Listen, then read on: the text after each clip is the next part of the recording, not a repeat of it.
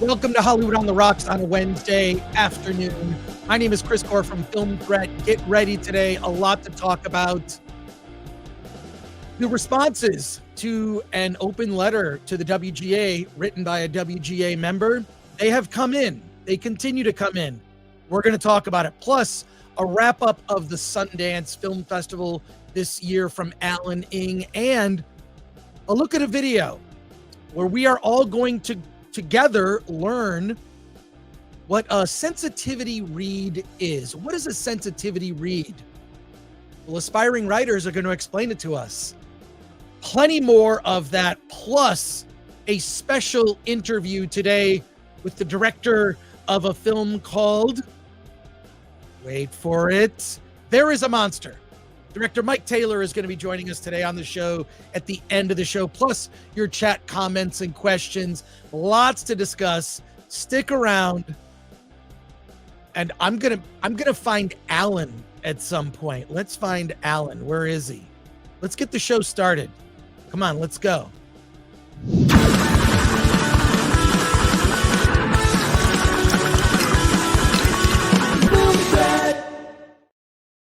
I know he's here. Well, that's because you have big jugs. I mean, your boobs are huge. I mean, I want to squeeze them. Mama! I can't believe he does that every time. It's just like, Alan!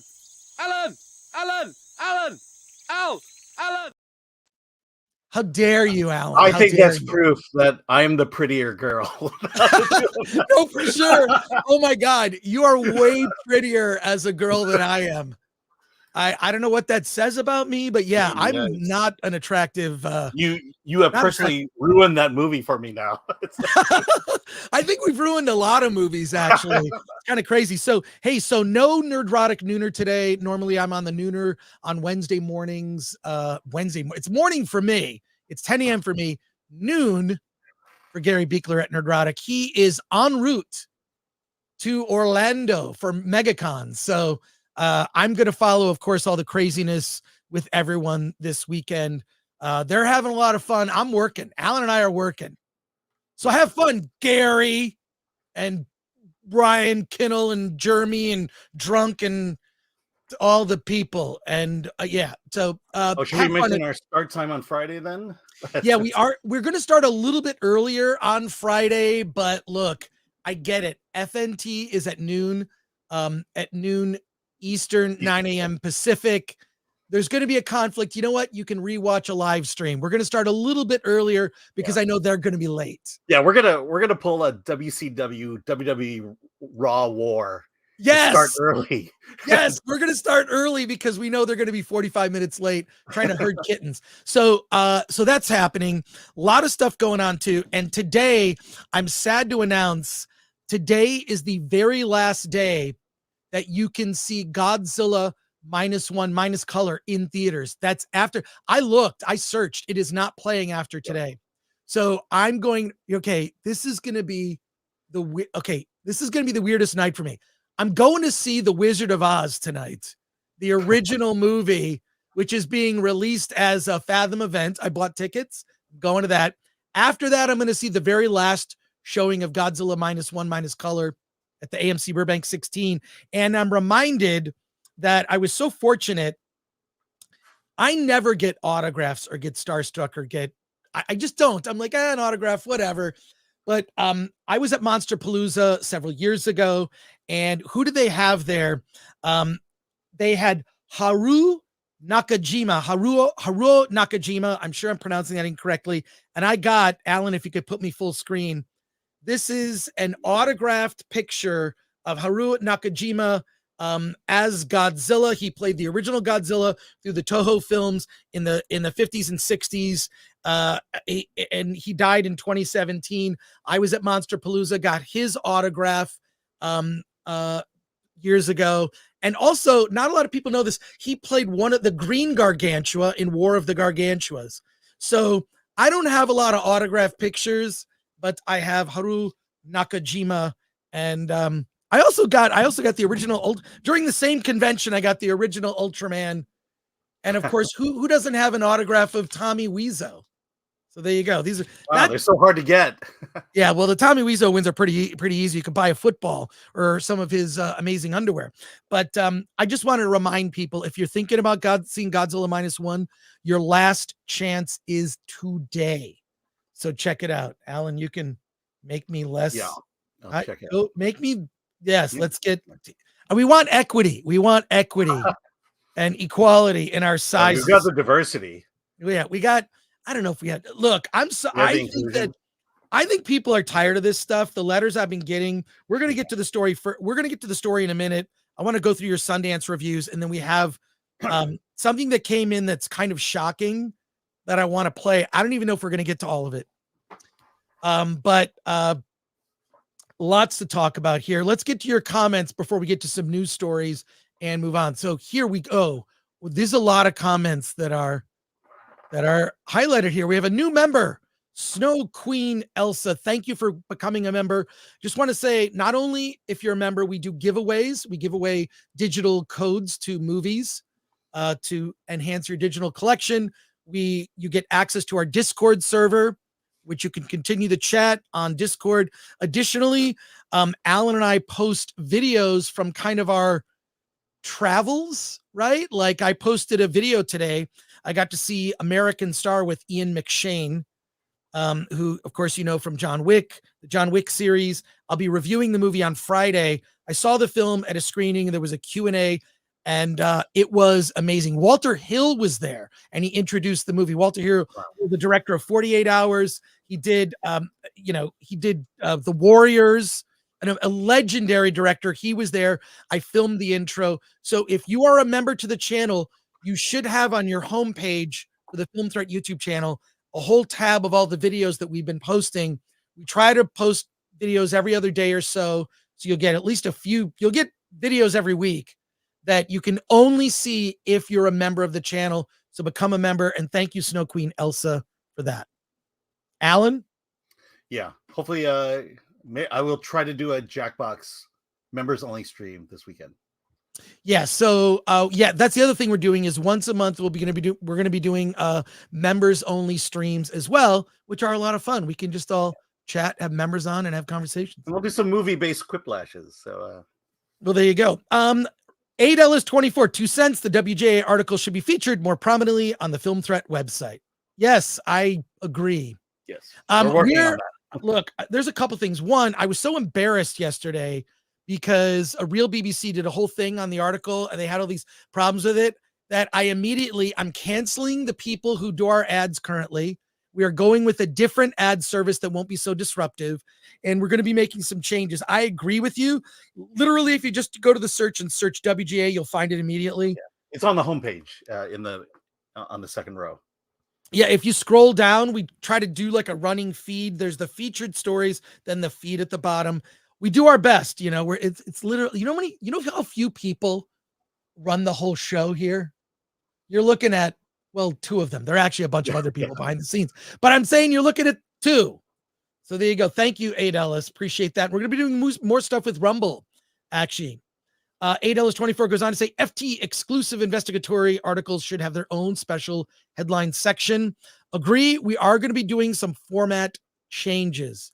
Super chats here from Eric Stratton for 777. Just sends in 777. Thank you, Eric. Well, chime in with some chats. We'll make sure those get featured. That's incredibly generous. Wow. Okay. That's and it's a lucky number. Hey, Frank, just watched Dig on your recommendation. You're right. Best music documentary ever. Can't wait to see Dig XX now, says Bruce Leroy Jenkins for 5. You've seen Dig, which is great. Dig XX is longer and has a more up-to-date epilogue that is up-to-date as of last year. So really amazing. I don't know if you had a chance to see Dig, Alan. Did you? I didn't. No. It's one of we gave it a 10. I know that. It's the best music documentary ever made. And it's about 2 bands that are not famous. Like, it's easy to say that David Bowie documentary was so great. Yeah, because it's David Bowie. But if you don't know anything about these bands, and I guarantee they're not, the Dandy Warhols and the Brian Jonestown Massacre are not hugely famous. but this music doc is about the choice of living a life as an artist and how do you navigate that with the corporatization of art. And it's about two bands that take two paths. One being more indie, doing things on their own terms. Another band that goes the corporate route, being picked up by Capitol Records. Brilliant documentary. You can probably find Dig super cheap, even get like a used standard def. I still have my standard def DVD of it, but when Dig Double X comes out, I'm getting that on Blu-ray. That's a must buy for me. I think Dig Double X is just starting the festival run. So it's doing the festival run. It's gonna, before the end of the year, I'm gonna guess it'll be out, probably 4K, who knows? But the stuff was shot with like home VHS camcorder. I don't know how good it's gonna look. Hey, Wakizashi's Tea House has become a YouTube member. Thank you for that. Appreciate it. Hey, check out the exclusive videos. Here we go. Hey, Script Doctor's here. Hey, everyone. Have a great show. Script, glad that you're here. Yep. Lord Thoth, Alan is way prettier. Of course he is. Verosaurus Rex, these are becoming increasingly disturbing. Yes, I feel like the potential has yet to be realized in these videos. You haven't seen anything yet, because there are videos. We are all the Film Threat watch party for the Oscars is going to be one you will not want to miss. We have so many videos. You want a little tease? Okay, March 10th, Sunday, Oscar Sunday. We're doing a watch party. Guess who wants to go? Hey, Chris Gore, can I come to the watch party? I promise not to fall down. Oh, I mean, when you've got, look, I know Taylor Swift is very in demand. Maybe Film Threat's in demand, but we're going to have so many, the guests that are going to be coming for the watch party. I mean, if you've already seen, it's going to be the people that you saw on our Golden Globes watch party and familiar faces. Uh-oh.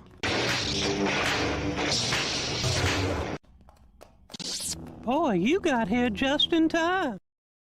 Alan, I can't believe Kira Lynn is going to be back. Kira Lynn will be back for the watch party, so don't miss it. Hey, Derek. By the way, you know that Biden clip was fake because you understood what he said. That's true. He spoke in a very articulate way. Dark Hierophant has become a YouTube member. Thank you for that. Hey, Madam Isabel Melvin Wangarata IV.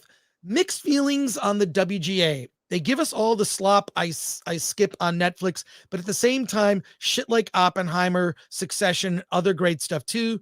It is what it is. Well, I mean, the people who made those projects are WGA members. They have nothing to do with what's going on. Christopher Nolan gives no Fs. He doesn't go to the WGA to look for writers. He's not looking to, would you hire me? He's saying, here's the thing I wrote. Would you like to give me money to make it? And then he, does what he does. That's why movies are less affected by it than television is. I'm going to save any of the WGA comments for after we get into that conversation.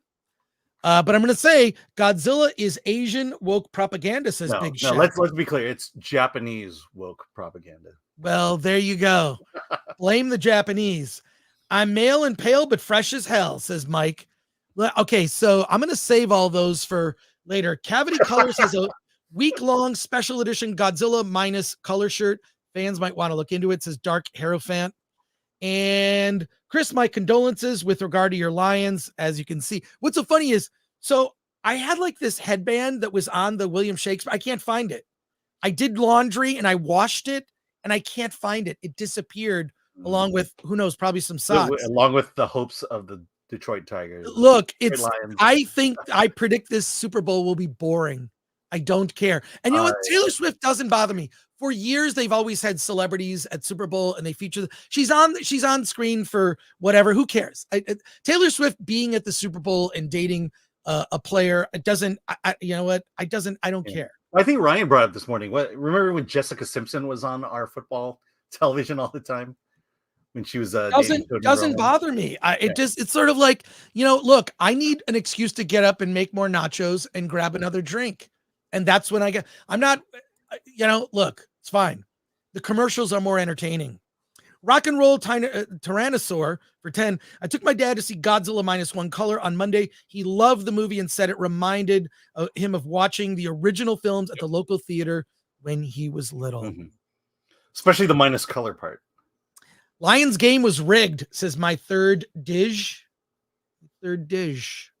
Yeah, it was, you know, the thing is this, I love watching the Lions. I love watching the NFL.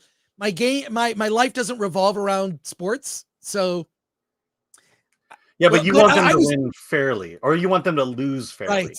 All I can say is this: in the middle of the game, when they were so high up in score, I just looked at my phone, which was blowing up, and I texted my family. I just said, I'm dying right now. And then I didn't look at my phone for the rest of the game, and it is what it is. Josh L for 499 says, just watched Attack of the Doc.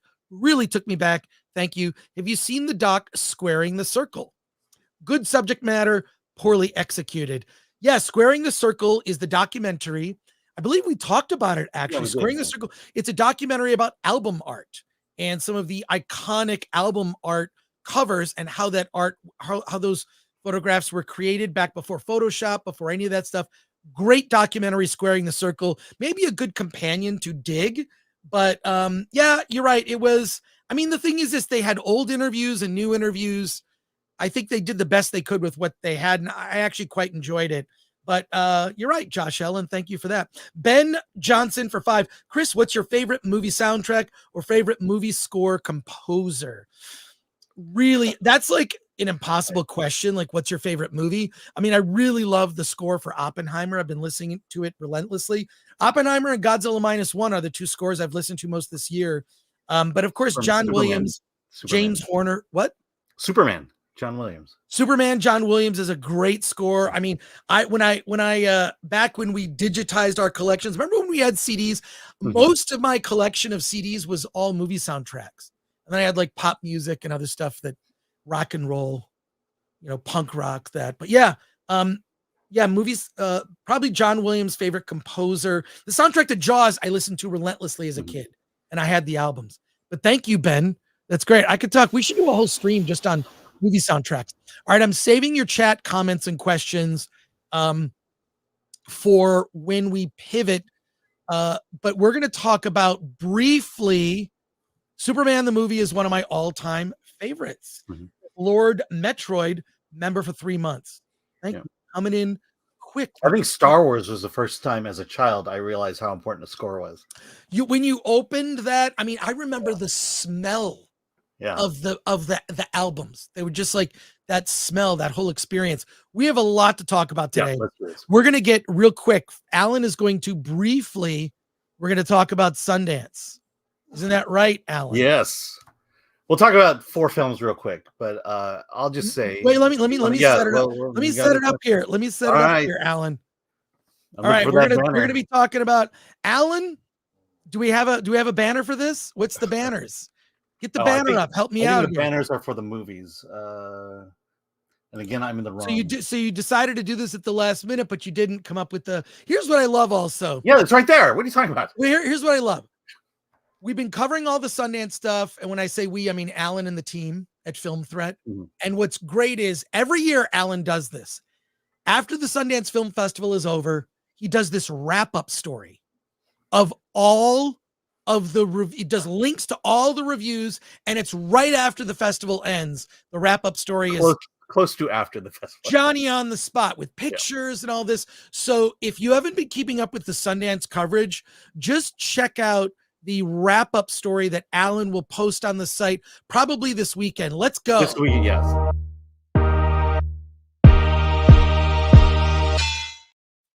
Alan, the Sundance Film Festival 2024, it's in the books. It's over. You've got some films to review here from Sundance, just some last-minute reviews coming in hot.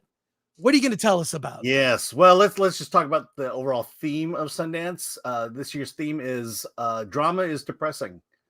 And the best dramas are about depressing stories. I swear, I am so sad when it comes to all the movies I've seen at Sundance. Compared to Slam Dance, which was, I would say, much more fun.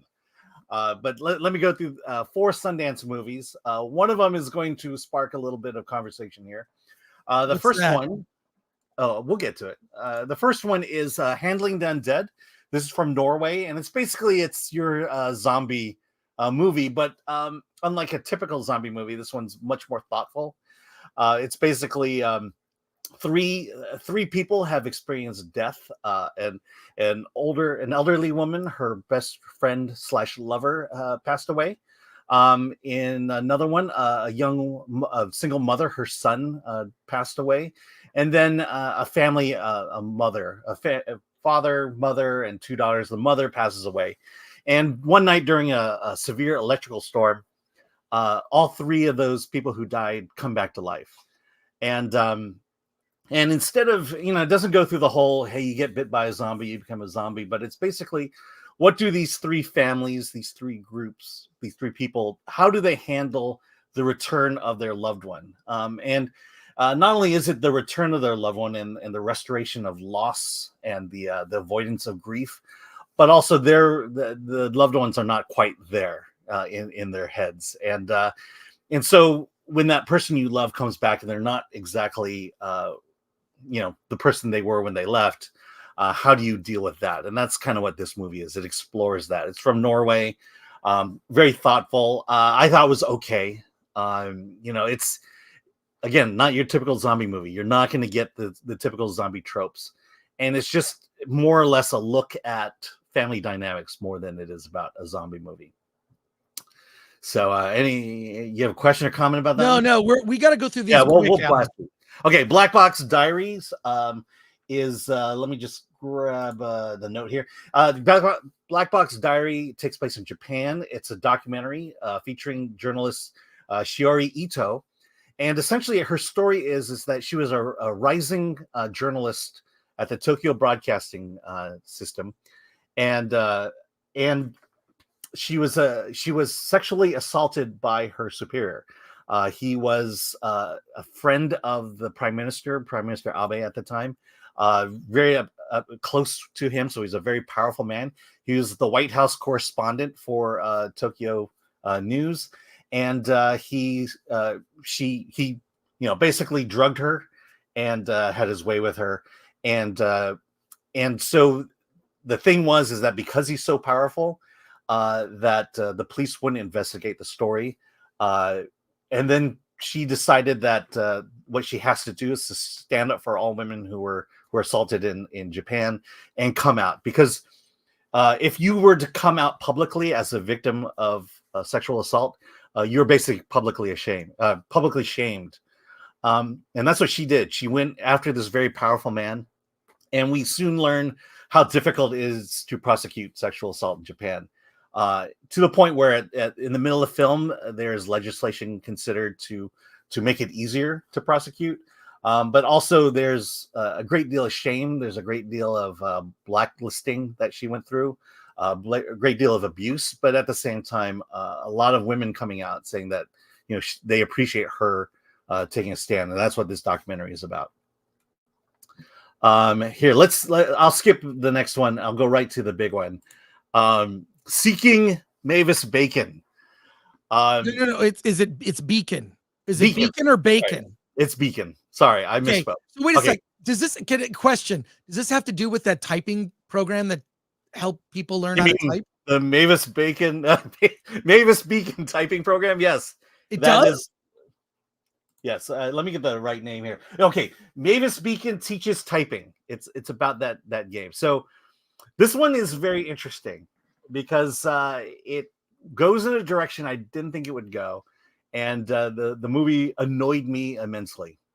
So here's the story behind the documentary of Seeking Mavis Beacon. 2 Gen Z documentarians decide to seek out Mavis Beacon because of how important she was. Because the program, not only did it help the entire nation learn to type, but it encouraged the Black community to learn to type. And if you know anything about the legend of Mavis Beacon, you realize that she's not a real person. And so these two documentarians seek the information, seek the truth out. And this movie is much more about these two documentarians than it is about Mavis Beacon. So the story is basically a bunch of Silicon Valley programmers, white guys, created a typing program. And they thought, they didn't think hard about it, but it's like, let's just put a black woman on the cover of the box.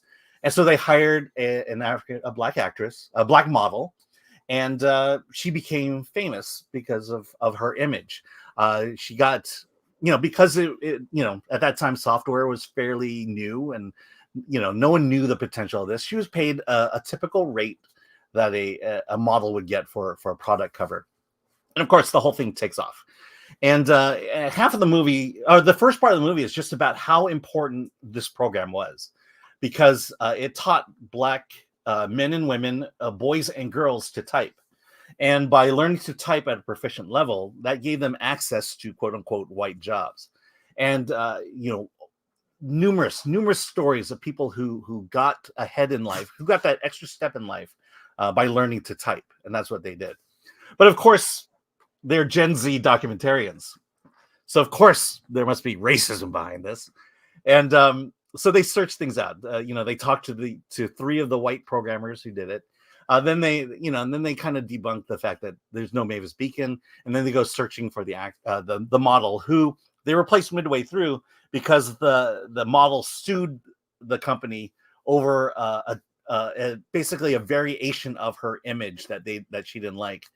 When they sued them, she won. And then they decide, well, let's take her off the box. And then they went with, but of course that's racist. And so, this movie just becomes this really annoying tale of these two kids finding, basically it's critical race theory. They're the two living embodiment of critical race theory. And what happens when you teach children critical race theory, because they have to find racism in everything. And so it's literally the typing program that I remember this. I think I had learned typing before this I learned how to type because I wanted to be a writer when I was a kid. Learned how to type on a typewriter, not a computer, a typewriter. Was it a Selectric? It was, well, the thing that pissed me off was it was an elective class. I took typing, and then what happened was it brought my GPA down because I got less C- because they graded you based on the speed, and I cared more about accuracy than speed. I think you had to type 120 words per minute. I think the best I could do was like 80 or something. So I ended up like it dragged my GPA down. I remember like, why am I being downgraded for I want to expand? I'll get faster, but the fact that I couldn't reach that speed just physically was annoying to me. Well, my mom was a computer programmer, and we got the Apple II. We're the only ones who had an Apple II, not the Apple II Plus, the Apple II. So it was natural that I would be taking typing classes, and I used programs like Mavis Beacon and others to learn to type. And yeah, I got to 120. In fact, I got to 140. So that's good for you. Good for you, Alan. Right. I was just whatever. Look, I've become a fast at typing since, but when I was a kid, I'm I cared about that it was accurate. I needed to change my priorities. Well, at 140, I was accurate too. Whatever. Anyways, so look, you've told us about these docs. This is the only one that interests me. Yeah. Are these films that you've talked about? Yeah. Is this? What do you even rank this? Is it just honestly, what I found most fascinating about this documentary were the two young women who are the documentarians, because it's just wow, this is where our youth are at. This is what happens when you when you just let kids go off and you hand them over to your schools, and then they teach them all this CRT nonsense. This is what they become, and there's points where they're of course they're in San Francisco, in the Bay Area, and there was a point where someone had given them an office to make the documentary in, gave it to them for free, and then when they went off to Florida to find the model, the guys who were sharing the office basically removed everything from it. They didn't steal it. They were able to get all this stuff back. But there's this conversation between the white guy who owns the studio, and this insane conversation of, oh, I hear you, and it's like I was offended by that, and and it's like, wow, the way they speak to each other is like it's woke insanity. Well, all I can say is this: I only look. I saw the one movie at Sundance I wanted to see, Dig Double X. Mhm. Everything else just looks like a lot of filmmakers that may not be ready for prime time. And personally, hearing all the reviews that you've done and talking to our other writers, we talk amongst ourselves. I think I'd rather go to a funeral recreationally rather than go to Sundance these days. But the thing is this, I don't blame Sundance. Okay. I don't blame Sundance.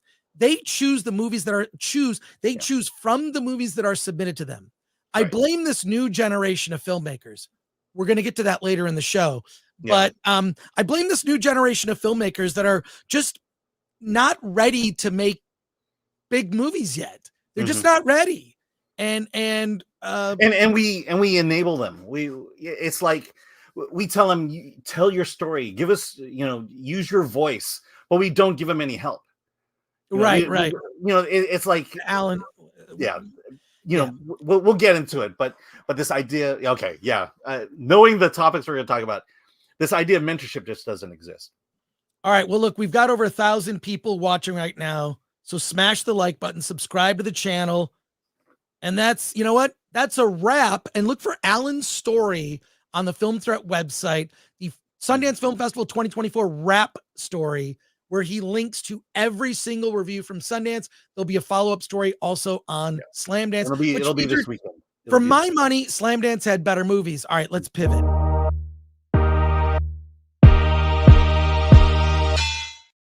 All right. Back to Hollywood on the Rocks, folks. Back to our Hollywood on the Rocks branding. We got to get into it, so we're going to get into it. And to be clear, when it comes to this stuff, our latest story,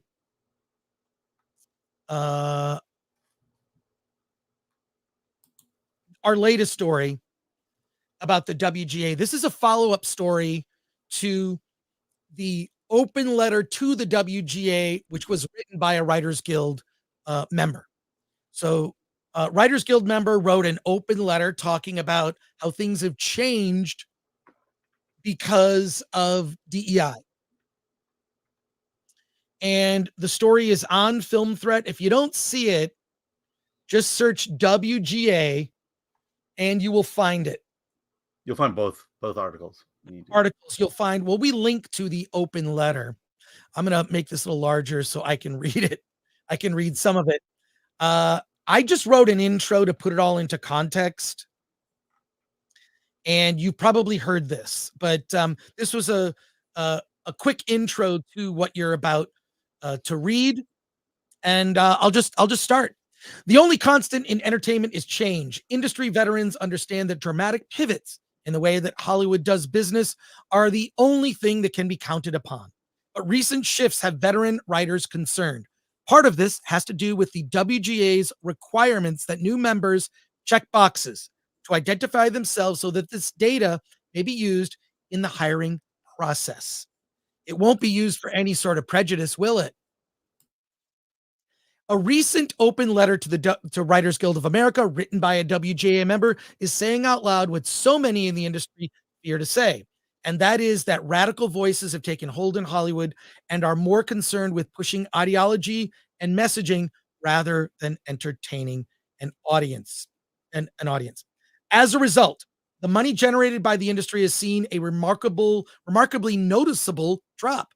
The rise of the term flopbuster in response to so many films like Indiana Jones and the Dial of Destiny underperforming at the box office seems to be directly related to mainstream audiences' wholesale rejection of the over messaging they see hijacking entertainment, not to mention the destruction of intellectual property that normally performed successfully with fans. Box office receipts for films like The Marvels, among others, have writers questioning the wisdom of pushing identity, the message, over storytelling with a broad appeal.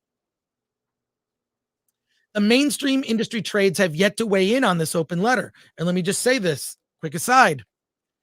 These people are contacting Film Threat. We're not part of this. Okay.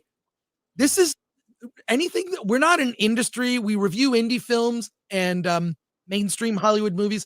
That's Film Threat. We're mainly reviews driven. We interview filmmakers, yes, and we interview people that are interesting, but we're not news and we're not a trade. But somehow we have, this has kind of fallen in our lap because the trades will not talk about this. They will not write about it. They will not write about it because the same people that are a part of this also work at the trades. Who am I talking about? Hollywood Reporter, Variety, Deadline, IndieWire, all of them.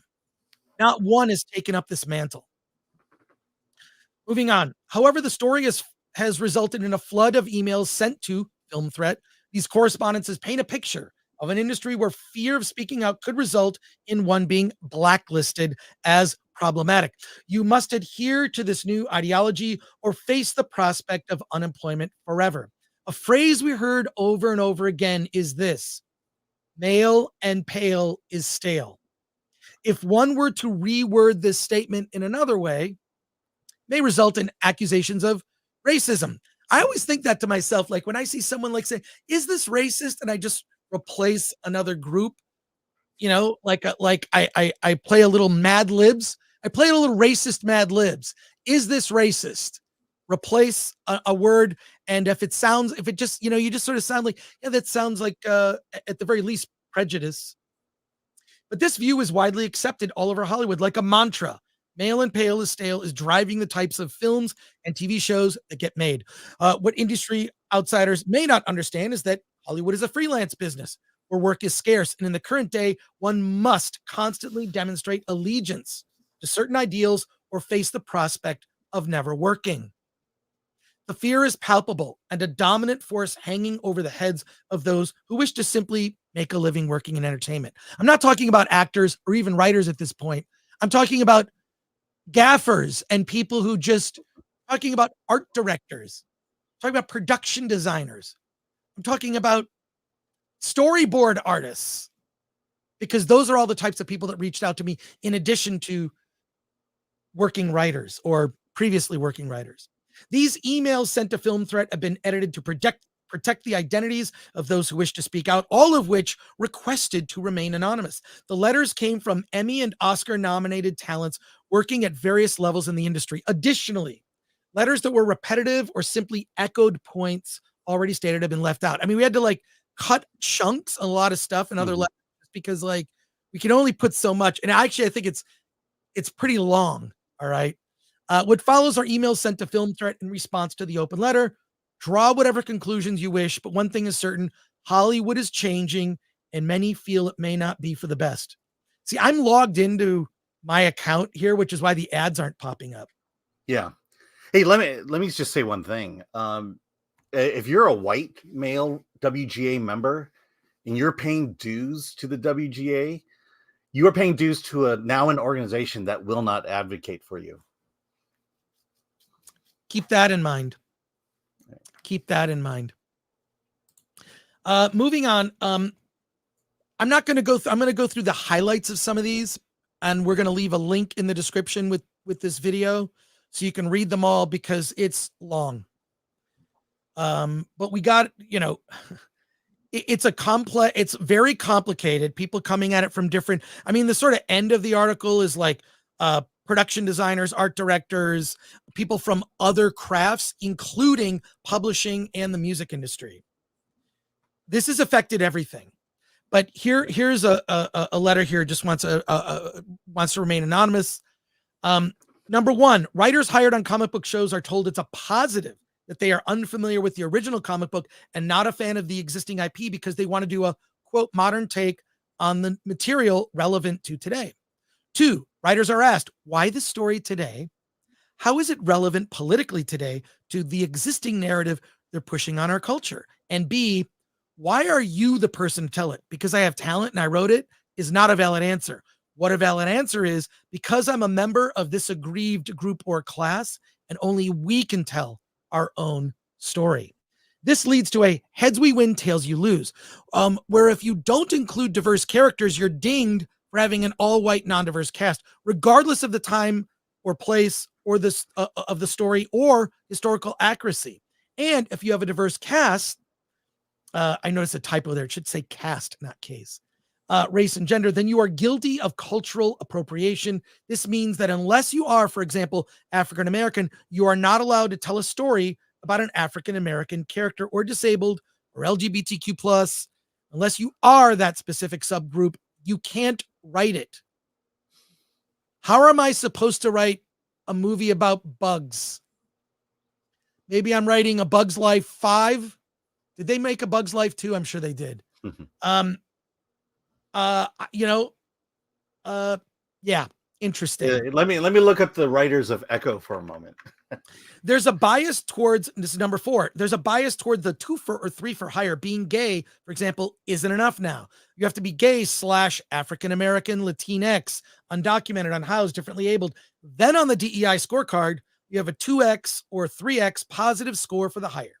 And number 5, to give you an idea of how competitive things are, for only murders in the building, there was word a staff position was available. This is the lowest rung writing position. They received 450 scripts as writing samples for this one job. A manager told me these jobs would typically go to a BIPOC writer, but the show decided not to hire anyone or go in another direction. There's another typo here. The WGA has this is the last thing for this. The WGA has a diversity program where the guild pays for the diversity hire's salary. Did you know this? Most of these writers aren't picked up after the free ride expires. Many of these writers hired only for diversity purposes feel obligated to push stories that reflect the specific box they checked. So a transgender writer will be pitching stories exclusively about that experience. Interesting. There's a word for that. There's a word for all that. It's tokenism. All I see are typos. I hate this. I hate when I read. Alan, was this not checked through our normal editors? Did anyone? I believe we were rushing it. Huh? We were rushing it because you were about to go on. What was I doing? So, yeah, it was supposed to go on one of the shows you were on, and then it was supposed to go on yesterday for real. We should just look. Yeah. We should have exclusive first dibs on our own stories. Yeah. Why don't we do this? Yeah. We gotta be smart. Alan, we gotta be smart. Not like everybody says. Yeah. Believe me, because when I went through it, there were a lot. I was catching Were there a lot more typos? All I see is typos. You have no idea. Well, thank you for what you corrected, but you missed a few. But that's okay. Yeah, I know. That's normal. Of the 100 I cut, yes, I missed it. The system encourages, there's more to this, so please read the whole thing. The system encourages cry bullies, those who complain of oppression as a means of moving up the ladder. This creates an incentive system for complaining about slights, perceived slights, or microaggressions. And once these are documented by HR, some corrective action must be taken. Training, reprimand, and the person who complained now can't be fired, or it would be retaliatory. Writers' rooms have historically been a freewheeling place for spitballing ideas and jokes. Now folks are on eggshells for fear of offending DEI standards, which are forever shifting. The Oscar diversity standards have made a number of films ineligible to qualify for Best Picture. No glaring omissions this year, but a film such as Dunkirk would not be eligible as there are too many white people in it. I'm going to go. There's so much else here. If you click through a story about DEI being weaponized, that's from a WGA writer. There's other guilds. This is where we get into the Jedi training. This comes from the ADG, which is the Art Directors Guild. Art Directors Guild also encompasses like other types of crafts, like Art Directors Guild is anything involved art direction on its film or TV show.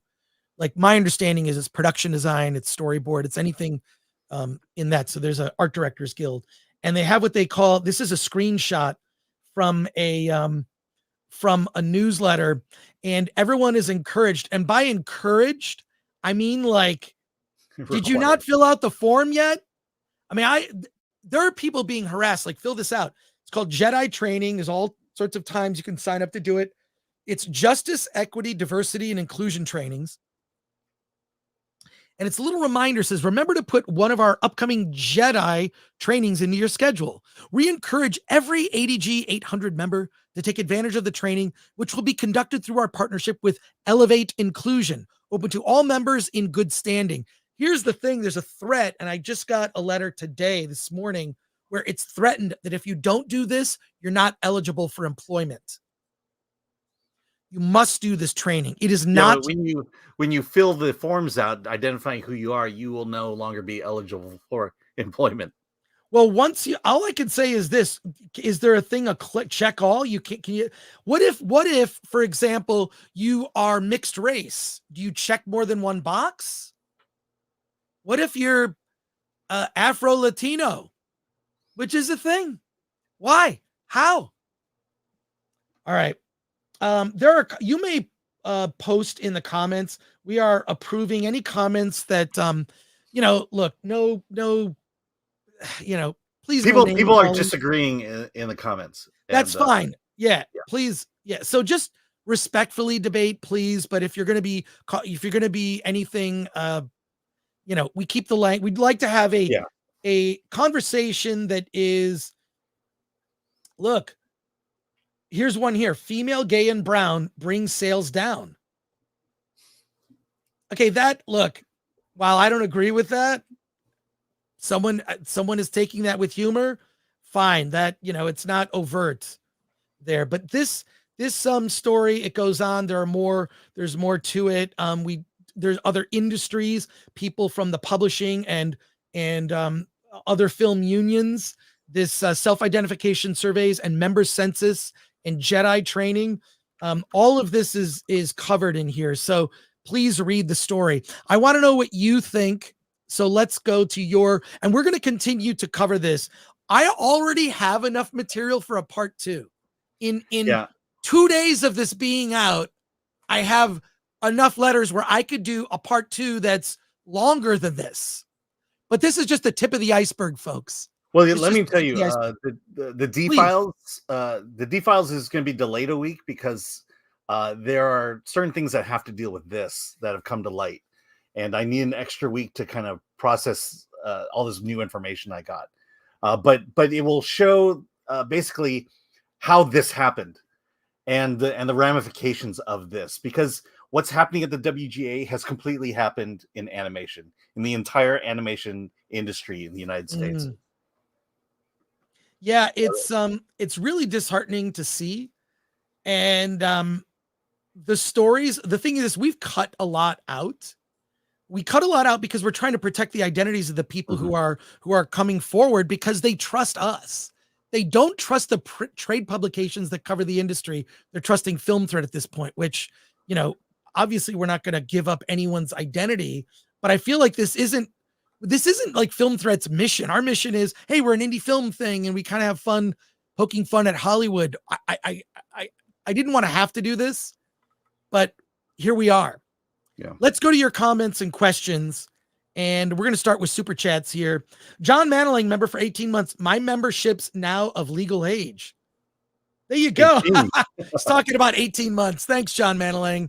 Always love your sense of humor. Benjamin for $4.99. I am not a BIPOC, but I'd be interested in an editor job for you guys. Well, go to filmthreat.com/contact. The emails go to both Alan and I. I respond to ones that kind of relate to me. Yeah. Alan responds to are we looking for editors right now? Well, I'll say this. If you're not hung up on the word job, well, then we're looking for people.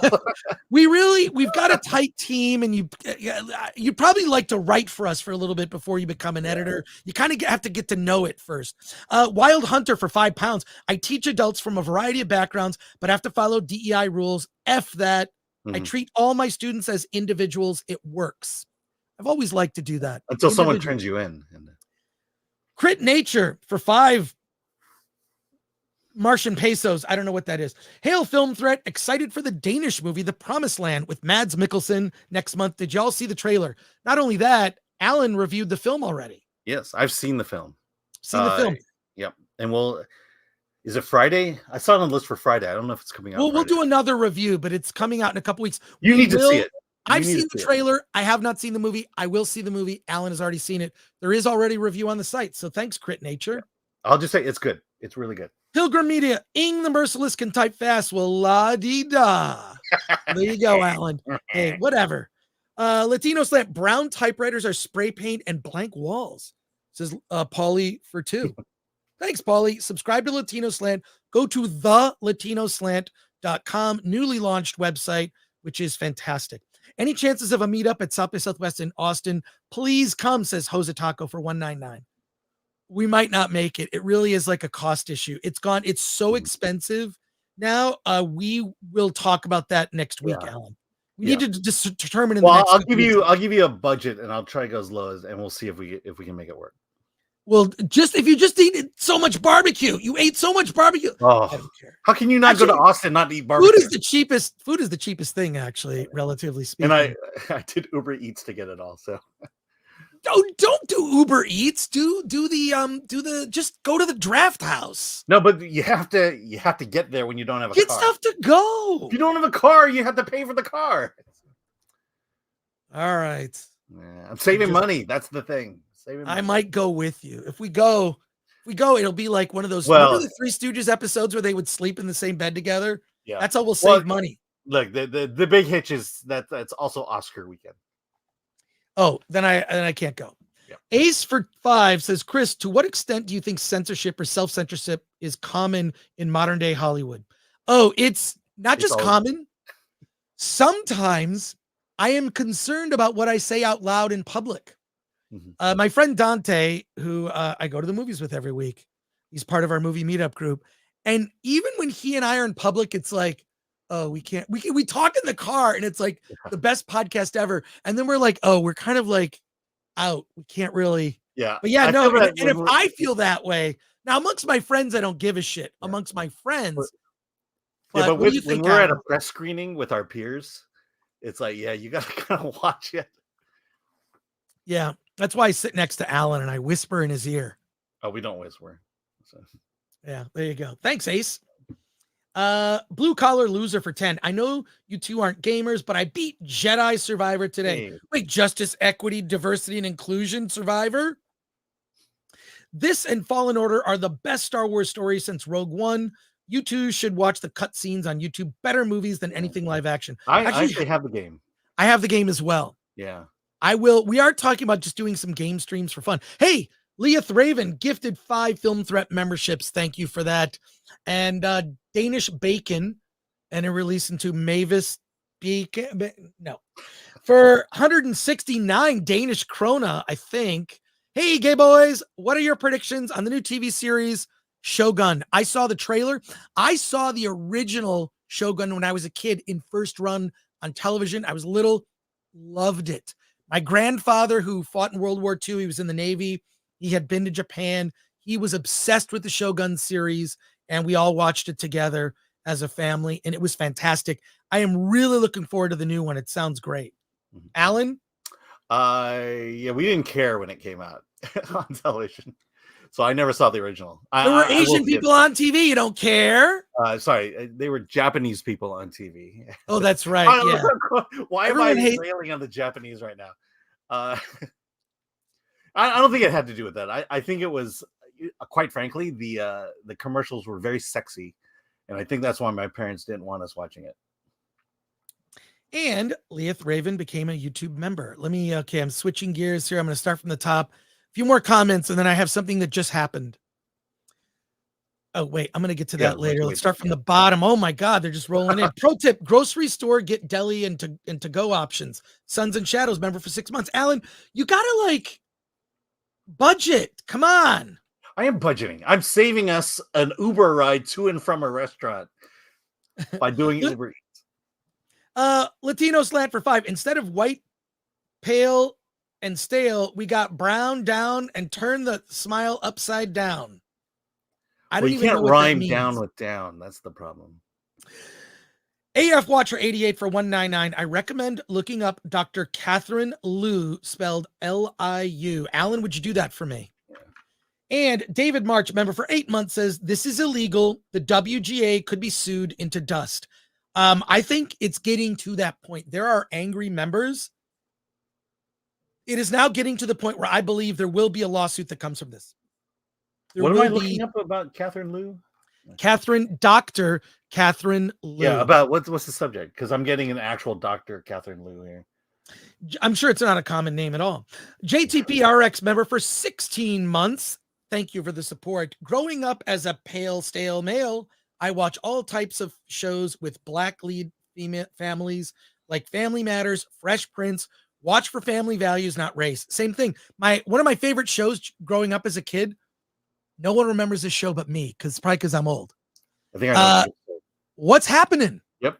Raj. I identified with Raj because he was a nerd and he wore glasses and he was always had some moral dilemma. He's very close with his mother, who was always doing one of those, what they call come here, Timmy. If you don't know, a come here, Timmy is when there is a lesson to be had and it's like a come here, Timmy, and it comes from the show Lassie. And it's like, here's the lesson of the show. And the mother in what's happening was always like, she was doling out the moral advice, all black cast. And it was fun. And I watched that show growing up all the time. Didn't care. Well, yeah. And now add Good Times, add the Jeffersons. I mean, no one talked about it as saying, oh, this is a black series and you need to see, DEI never came up. You just watched it because it was funny. Ken G. Fox says it's more like Sith training, segregation, indoctrination, terror, hatred. From good. Rumble. George Lucas is seeing the word Jedi being used in this way is going to kill himself, end himself, or roll over in his grave. We can't use certain terms now. Being aware of this, that we get, it's not like we get demonetized, but we get, they're not going to share our videos as much. So I need to know, I need to be careful about certain things. And I understand that's, so yeah, sorry, I will end himself. So there you go. Thanks, Adelis24. Snakes and Funerals, hire me as your editor. I'm male, pale, and obsessed with detail. Love that. I just think the way to mocking this is a good start. Blue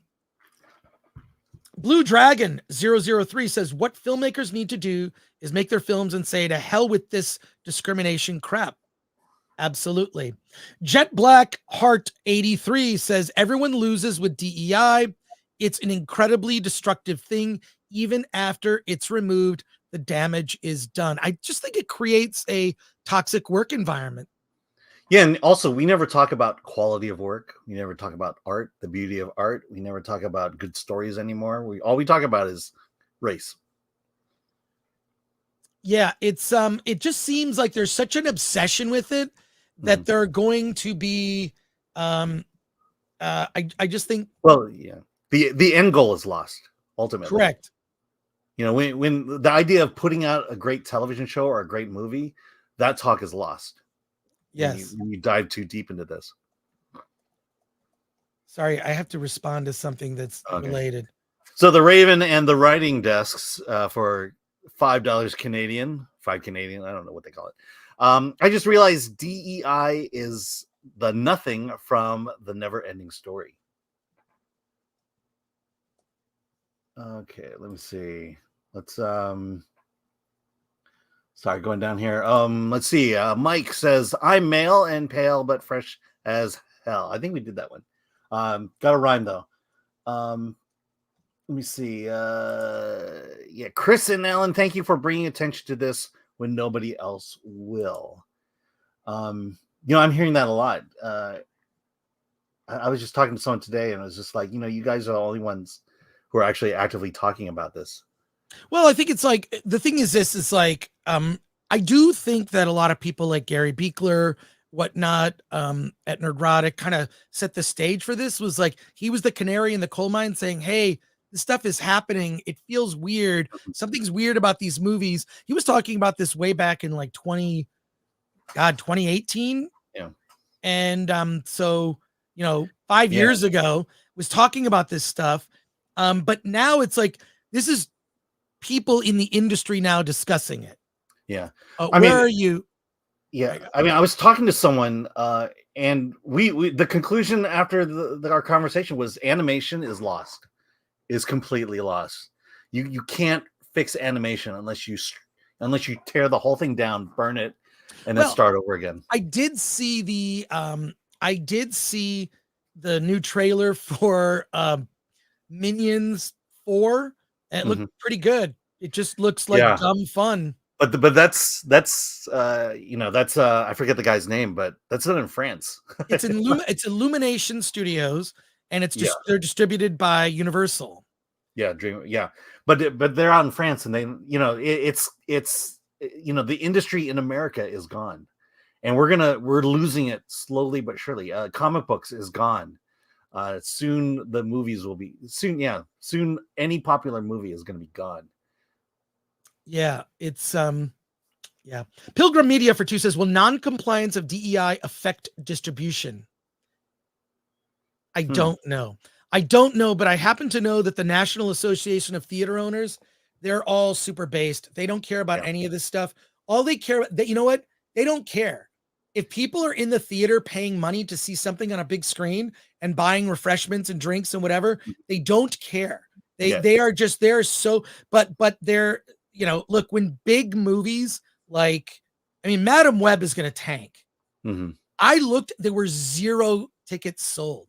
Tickets are on sale. Now I have a theory about this. If you're an AMC A-list member, I already have tickets for Dune. So I only have certain number of slots I can book on a weekly basis. I can't book into the future. It's 3. It's a tech. Yeah. So, but if I've only got so many slots, I can't have all the slots taken up. So I'm basically, it's like I've got to see a movie before I can book another movie. Yeah. So how many slots do you have? It's 3. It's 3 a week. Yeah, be quiet, Regal. I saw their Dune popcorn bucket. Not impressed.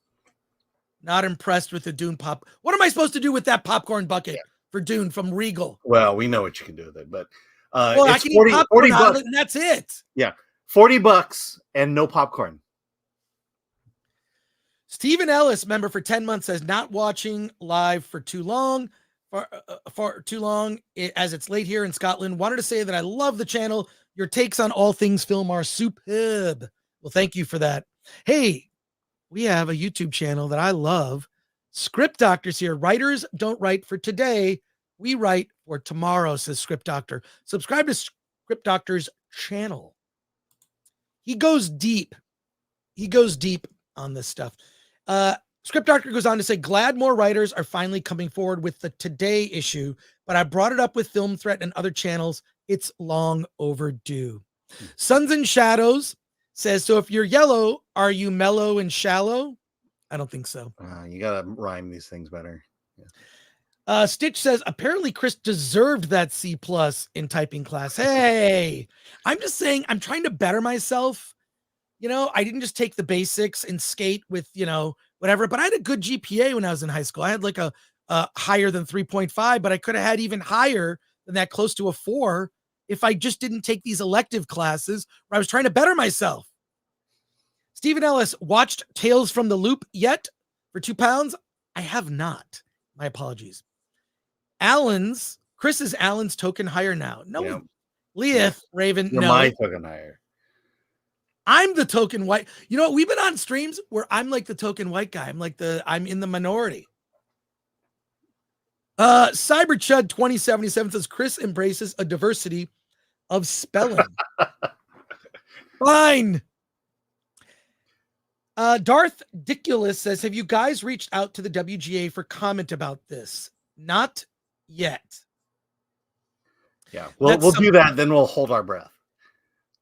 Look, I've gone after the guilds. I went after SAG in a big way in the 90s. One day I'll talk about it. And they had the most corporate response that was a non-response. That is a story for another time. But thank you, Darth. I feel like the story is still unfolding. So we need more before we go to the WGA because I want to have a specific question to ask. Dark Hierophant for 2 says, I need work. I'm pale, male, and up for sale. There you go. See, I rhyme love it. these. You got to rhyme those things. That's great. Gotta rhyme. Good job. That's how it works. David Smart for 5. WGA is such BS and it breaks my heart because I love movies and this with bad writing will kill the movie industry. Yeah, and they blame us for not showing up to these movies. Yeah. Yeah. So there you go. So, hey, all right. I think we did this last one. Oh, sure.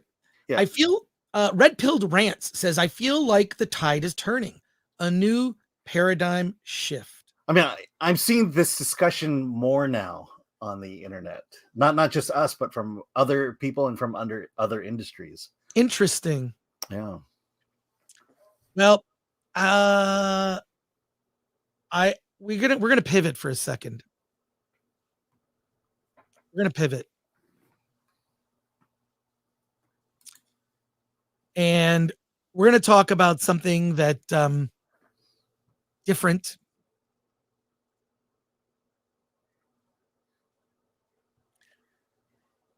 And we're going to talk about this. We're going to answer a question. What is a sensitivity reading?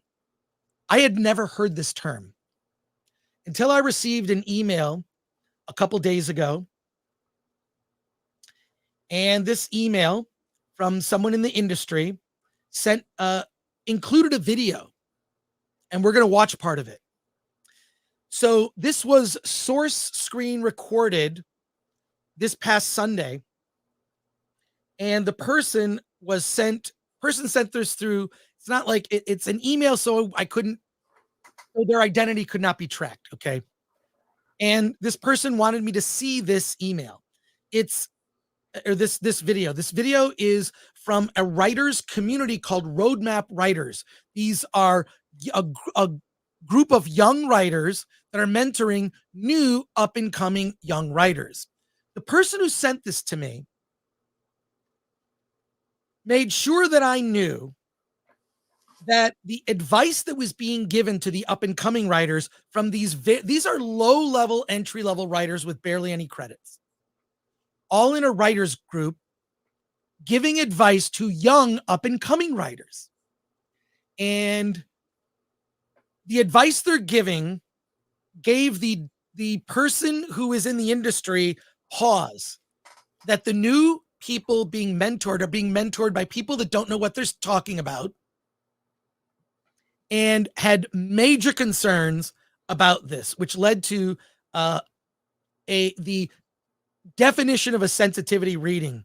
I'm going to present this. This is a video file, and we're going to look at this. I'm going to have to put my headphones on to share the audio here. The first part is introductions. We can go through that just to see who this is. And I'm just going to go down the list. Let's promote Jess. And there's Martin. There's Michelle.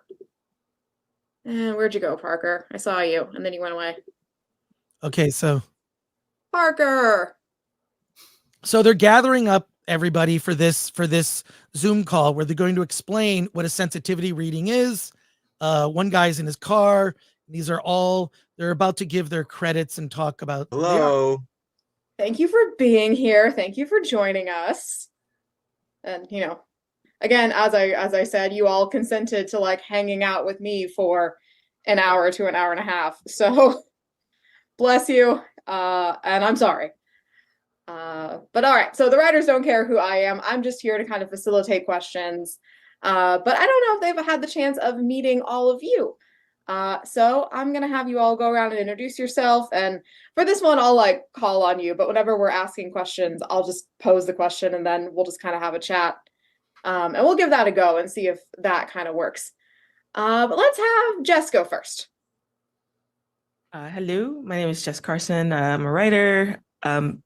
Worked most recently on the last 3-ish seasons of The Flash, and currently in development doing some things and trying to navigate this wacky post-strike world. And looking forward to this panel. Awesome. Thank you, Jess. Next up, let's go with Michelle.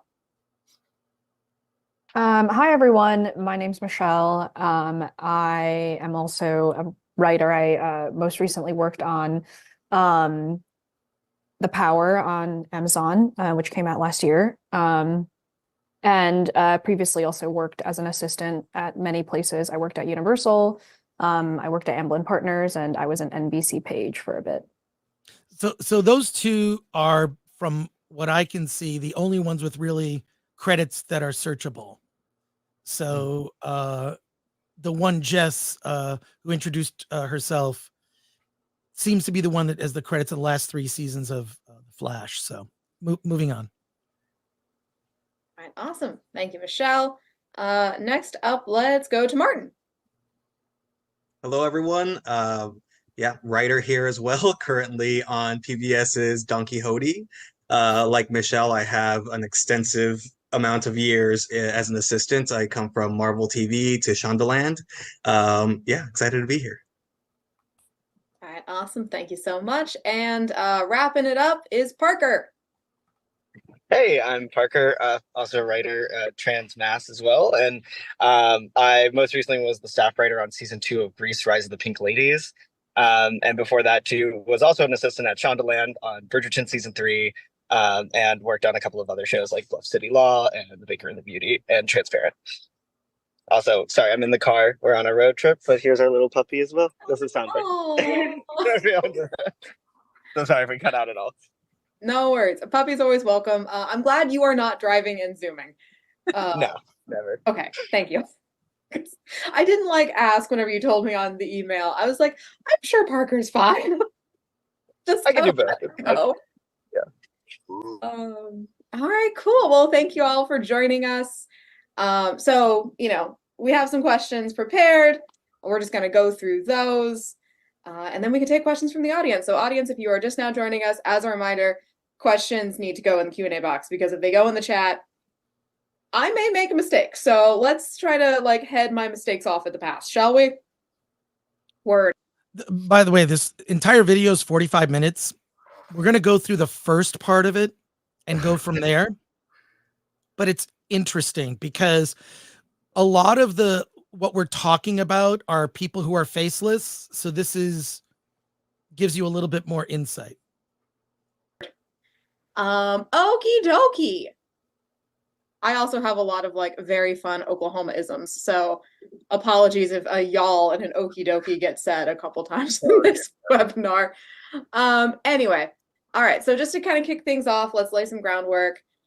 For folks who don't know, in case anybody is joining us who did not know what we were going to be talking about, what is a sensitivity read?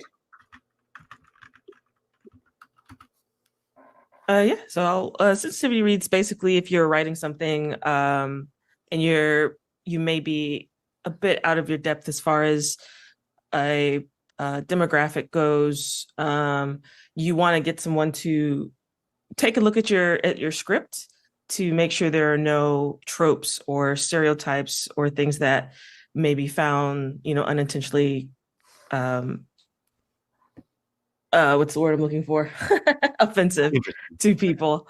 So a sensitivity reader can help you by whether or not it's because they have experience with that demographic, to help you to avoid those types of things.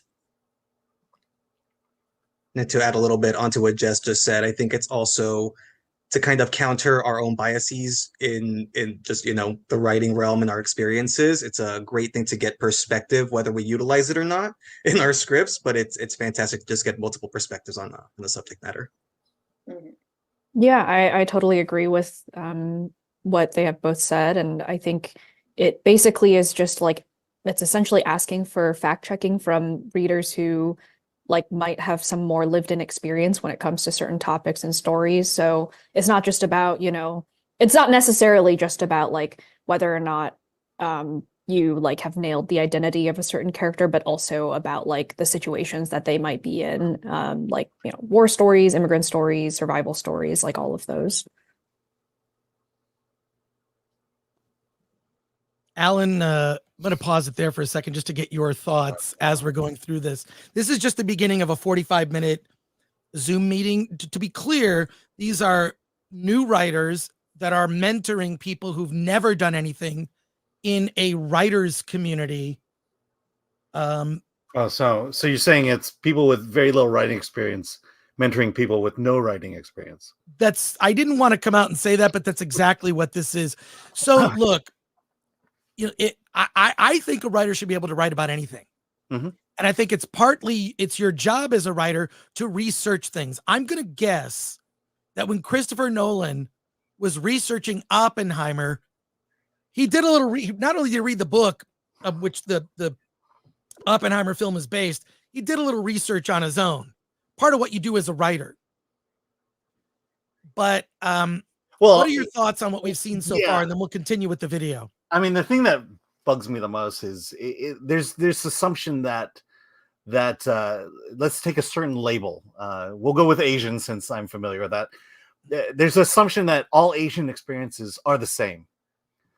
That I've already made jokes about it twice. That being Chinese, that everything the Japanese had done was exactly what I've gone through, and so we relate because we're from Asia for some reason. When I brought up Raya and the Last Dragon, Raya and the Last Dragon is a Southeast Asian tale, but it's voiced by predominantly Chinese actors.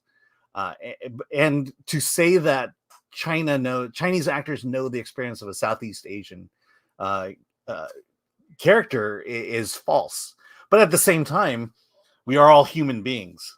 We all experience different things. There's certain details that as different cultures have that kind of brings a little bit of nuance to it, but we all relate in that way. And this is not about the art. This is not about the human experience. This is about nitpicking and making assumptions that the Asian person here understands everything about the Asian experience and the tropes, and it's just this is just the fact that a writer would volunteer themselves in their script to something like this is maddening to me. Well, it's just another way to police art. And I think part of the thing is to make art uninteresting, to make art bland, because it really should be about the experience of the individual character in your art and not the cultural background. The story is not about the cultural background of that character. It's about that character and their struggle and overcoming it. Well, a lot of it is also like, this is why I think like every person that I know who's become a writer, a working writer where they get paid to write scripts, every single one, they said there's something about once you get to your 9th or 10th script that you write, you kind of figure it out, because isn't all of this about the human experience? Why does it have to be so specific? I mean, like, this is all human experience. And as a viewer, an audience wants to be able to relate to the protagonist. The protagonist can be male, female, gay, straight, different ethnicity, different age, old, young, who cares?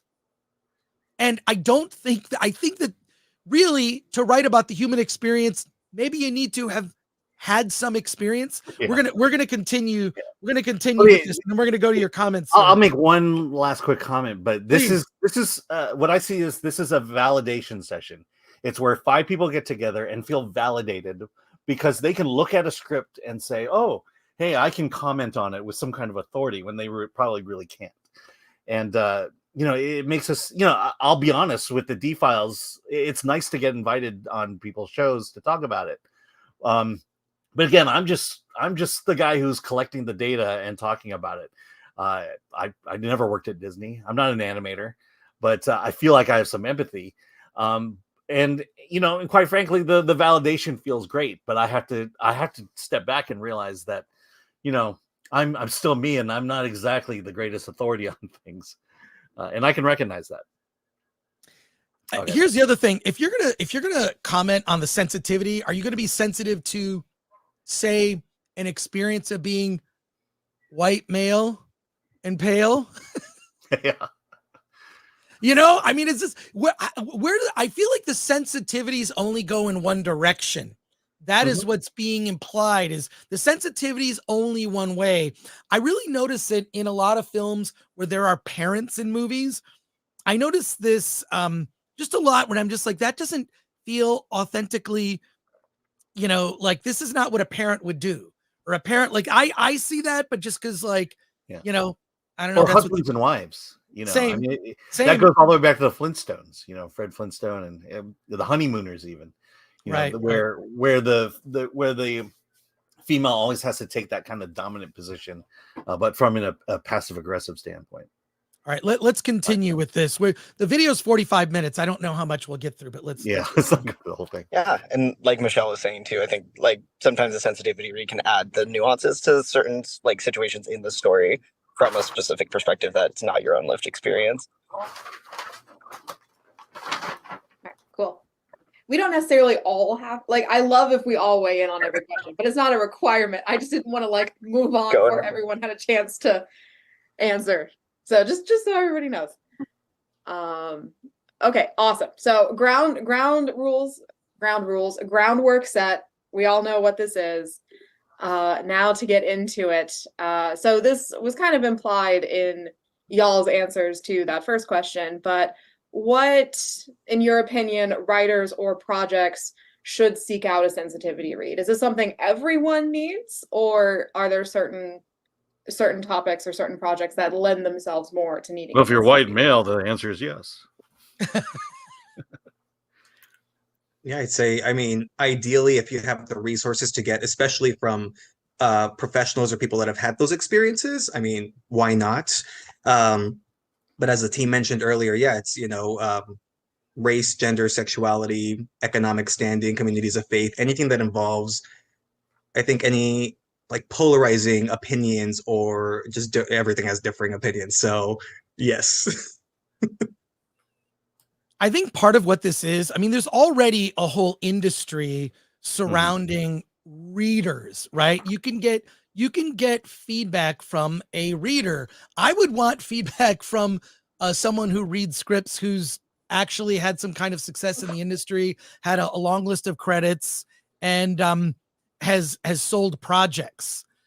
Not just necessarily a hired gun on a staff, but also has sold projects. So a lot of this is selling services. There's a whole industry surrounding selling services to up and coming screenwriters, whether it's seminars, classes, books.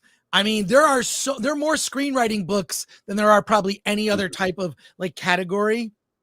So it kind of feels like what is being sold here is, I'll read your script and I'll give you the sensitivity reading take, and I'll find problems with your script. Yeah, because they will be there. There will never be a perfect script. Yeah. Answer from Martin? Yes. My brain is jello today. I am so sorry. No, I feel that. I'm like powering through this smoothie, but I actually haven't had any coffee yet today. So my brain is running a little bit slow, but I agree. And I think like no matter what, before you send your script out in any sort of like professional capacity, whether that's to like your manager, like your team, or even to like competitions or producers or whatever, like no matter what, you should always have someone read your script anyway, like even if it's just a friend or someone in the writing community, first of all, to do like a typo check and like, you know, pick up on tiny things you might have missed, but also to flag things that, you know, might bump against them in terms of like, if you do have, you know, if your work covers a sensitive topic or it features an identity that you don't identify with, or even if you do identify with that identity, it's always good to have someone sort of chime in on whether or not they think you're telling the most accurate version of that story. The pretentiousness is killing me here. It's like, okie dokie, awesome sauce. So when like I'm just gonna kind of create a narrative in my head. There is a writer named Sam. I don't think anybody is named Sam in the audience. Nope, doesn't look like it. Okay, we're safe. There is a writer named Sam who has a script, has elements, story elements, character elements, whatever it may be, that does not pertain to Sam's lived experience. And Sam realizes, all right, I do not know these. If you're writing a script, unless you are writing a script where it's exactly you, meaning the age and, you know, the sex, your age and sex is this, and you know, you're right. How do you even write any characters that aren't you? Isn't that I don't get it.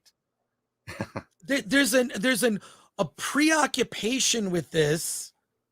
I mean, look, I've worked fast food. I worked at a Burger King, but I was so bad at the checkout counter, they moved me as a cook. Do I need to have that experience? I think it can help. I think it can certainly help if you look at like films about military, actors will go through military training, but that's different than lived experience as a writer. Alan, any thoughts? No, I was just thinking about at Sundance, there's a David Schwimmer movie I saw. He plays a writer who's struggling to write. He writes a great script about his life. And the note that came back was, can you make the lead, which was him, a woman? Right. All right. We're going to continue on. And we have the comments are on fire here. We're going to get to them, but we'll get through as much of this as we can here. These things in my bones. I don't want to misrepresent. I need a sensitivity read. How does one go about finding someone to help with a sensitivity read? Are there, like, can they just, is it like just blast it up on Twitter? Like, hey, I need someone to read this script. Jess is like, oh, please God. What would you recommend writers do if they are needing a sensitivity read and are looking for someone to help them do that? Dear God, Twitter. No, I feel like it can be one of those things where if you're going to be asking colleagues, if you want to start within your own circle, if you're going to be asking colleagues to take a look at your script, for example, and you have someone who is in that circle, in that lane, I feel like that's a good place to start if you're kind of uncomfortable and have never done a sensitivity read before, to be like, hey, can you also like keep an eye out for yada, yada, yada in this read? I think that's a good way to start if you've never asked before.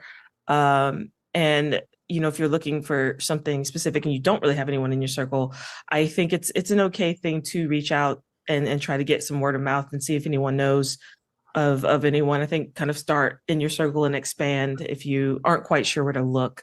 I think it's a really good start.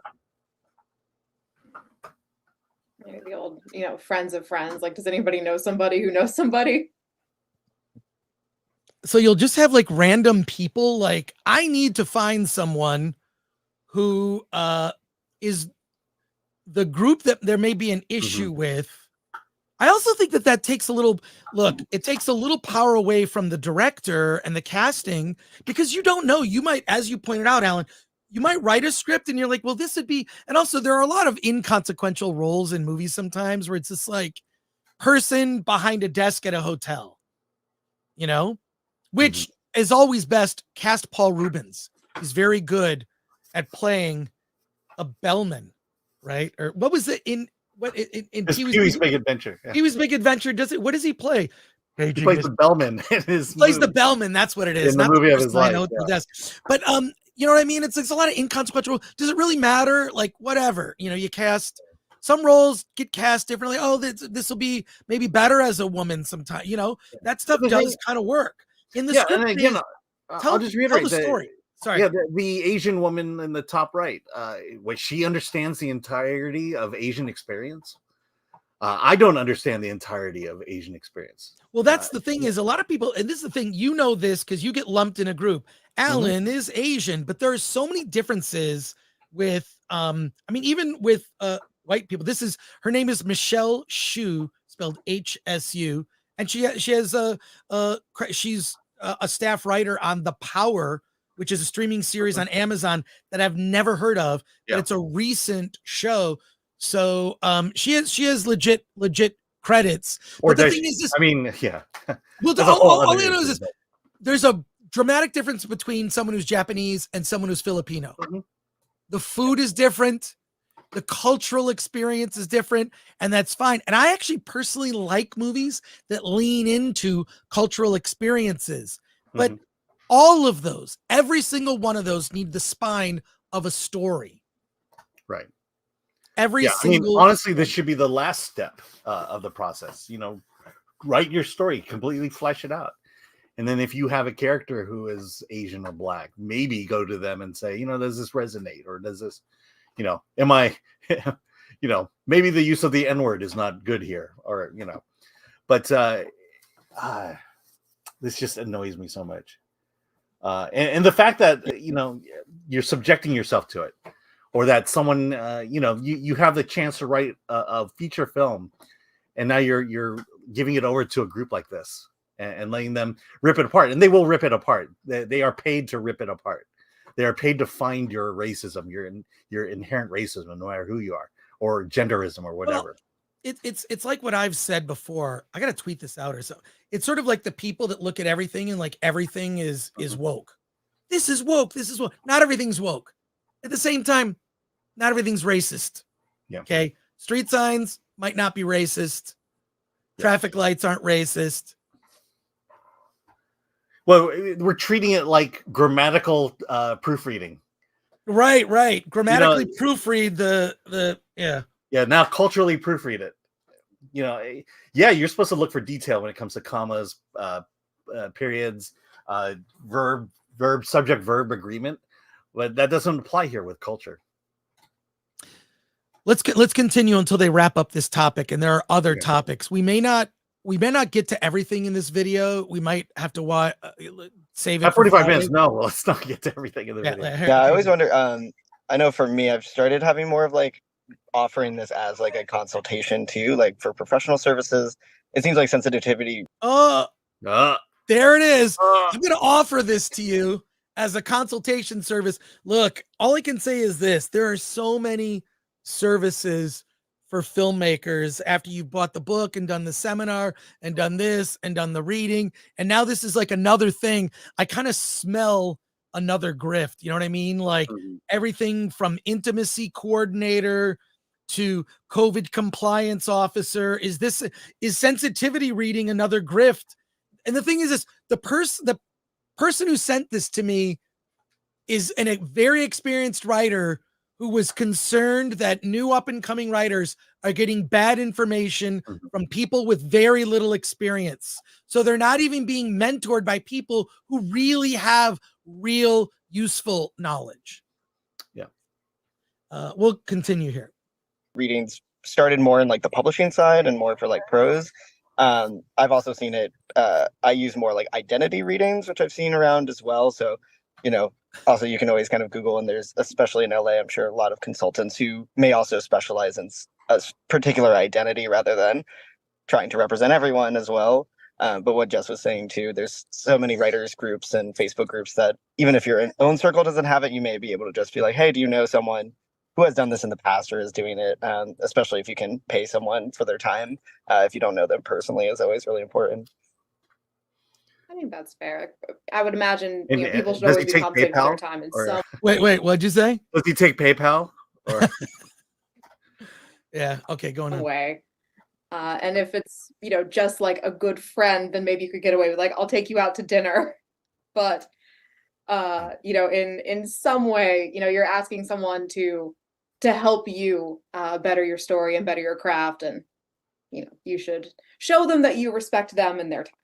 In some way. When you sent over this question, I thought you meant like how to ask someone for a sensitivity read, not like Also where fair. to ask. Because I was like, well, like a lot of people don't just like being like, I feel like when you ask for a sensitivity read, even if it's like someone on Twitter or like whatever, like it's always, you got to do kind of the dance of like, oh, like, I finished a project I'm really excited about. Like, if you have the time and the bandwidth to like take a look, I would really appreciate that. Like I feel like it's always about sort of like whether you're asking for like a regular, just like plain old, hey, check out my script versus like a sensitivity read. I feel like the way to do it is always like, hey, like I'm open to, notes specifically on whether you think like this character or this storyline or this plot point or whatever. Let me pause. Do you understand what she's saying? Yeah. Alan, go ahead. He's saying, she's proposing, what's the most sensitive way to ask for a sensitivity reading? Okay, move it. I'll say this. I'll say this before we continue. I do appreciate that they're asking questions. So On the positive side, I like this. I think that there are bigger things to be concerned about than this. And this is even more towards the end of the process, because I promise you, if you write a script on spec, meaning no one is paying you to write it, you're just writing a spec script, they're going to change a ton of stuff. They're going to change a ton of stuff. And it's all depending on, you know, who has all the power? The people giving you the money. Right. The people giving you the money to make the project, whether it's an independent project or it's being produced through another place, the writer has the least power. Your job is to take your life experience and to write a story that will engage anyone and get people engaged in it. And obviously there's certain target demographics, you know, younger audience, a YA audience, whatever. But depending on the type of film. But I feel like an engaging story is the place to start. It's like so simple to me. I don't get it. So, all right, moving on. Okay, or if you're bumping against it or whatever. And I think, I don't know, like, it's tough because I have definitely been like approached before to do sensitivity reads, and it's always kind of a weird feeling to be like, oh, you're only asking me to read this because you're worried that you might have written something racist about like an Asian character in your script. So I feel like the better way to sort of like hide the, you know, hide the medicine in the food is kind of being like, hey, I would just love to get your take on this script. And like, naturally, if someone who is that identity that you wrote about like has an issue, they would probably bring it up no matter what. So I want to don't get your take necessarily because think you're you have. Right. I mean, Well, think of it. You know, we'd never have beloved characters like Long Duck Dong, if not for, which right. I at the time. Look, by the way, at the time when I saw that movie, 16 Candles, I didn't like that character. Okay, I didn't need someone Asian to point out that, like, because my friend in school I brought up in junior high, we would goof around my friend John Woo, not John Woo, the filmmaker. His name is John Woo. And we would sit and goof with each other all the time. And I remember seeing 16 Candles and thinking, yeah, that felt weird to me. Yeah, but the thing is, if Long Duck Dong wasn't in that movie, there would be no Asians in that movie. Right. At the time. That's the double-edged sword, because I want to see Asians in the movie. At the same time, well, I don't necessarily want this depiction of an Asian in a movie. Right. Because, yeah, look, as much as I appreciate Mickey Rooney, it would have been nice to have seen that character being played as an actual Asian. Right. Mickey Rooney might be the worst case, you know, from Breakfast at Tiffany's. God, I remember as a kid, because I would watch like Ultraman, I'd watch all the Godzilla movies, whatever. And it just seems so weird to have this white dude. Like, yeah. I mean, that's at the time. So I'm just saying Asians do better fake Asian accents than white people do. Yeah, they do. And that's where the sensitivity reading needed to have come in. We'd never have gotten Iron Craw. I know. Here we go. All right, back to the. No, I'm okay. Let's just continue. And the chat is on fire. I promise you, we will get to your comments. To like approach it as like, I need a sensitivity read. It's more just like, I need eyes on this and I want to hear what you think, you know? So maybe approaching somebody and saying, hey, is this script racist? Yes or no?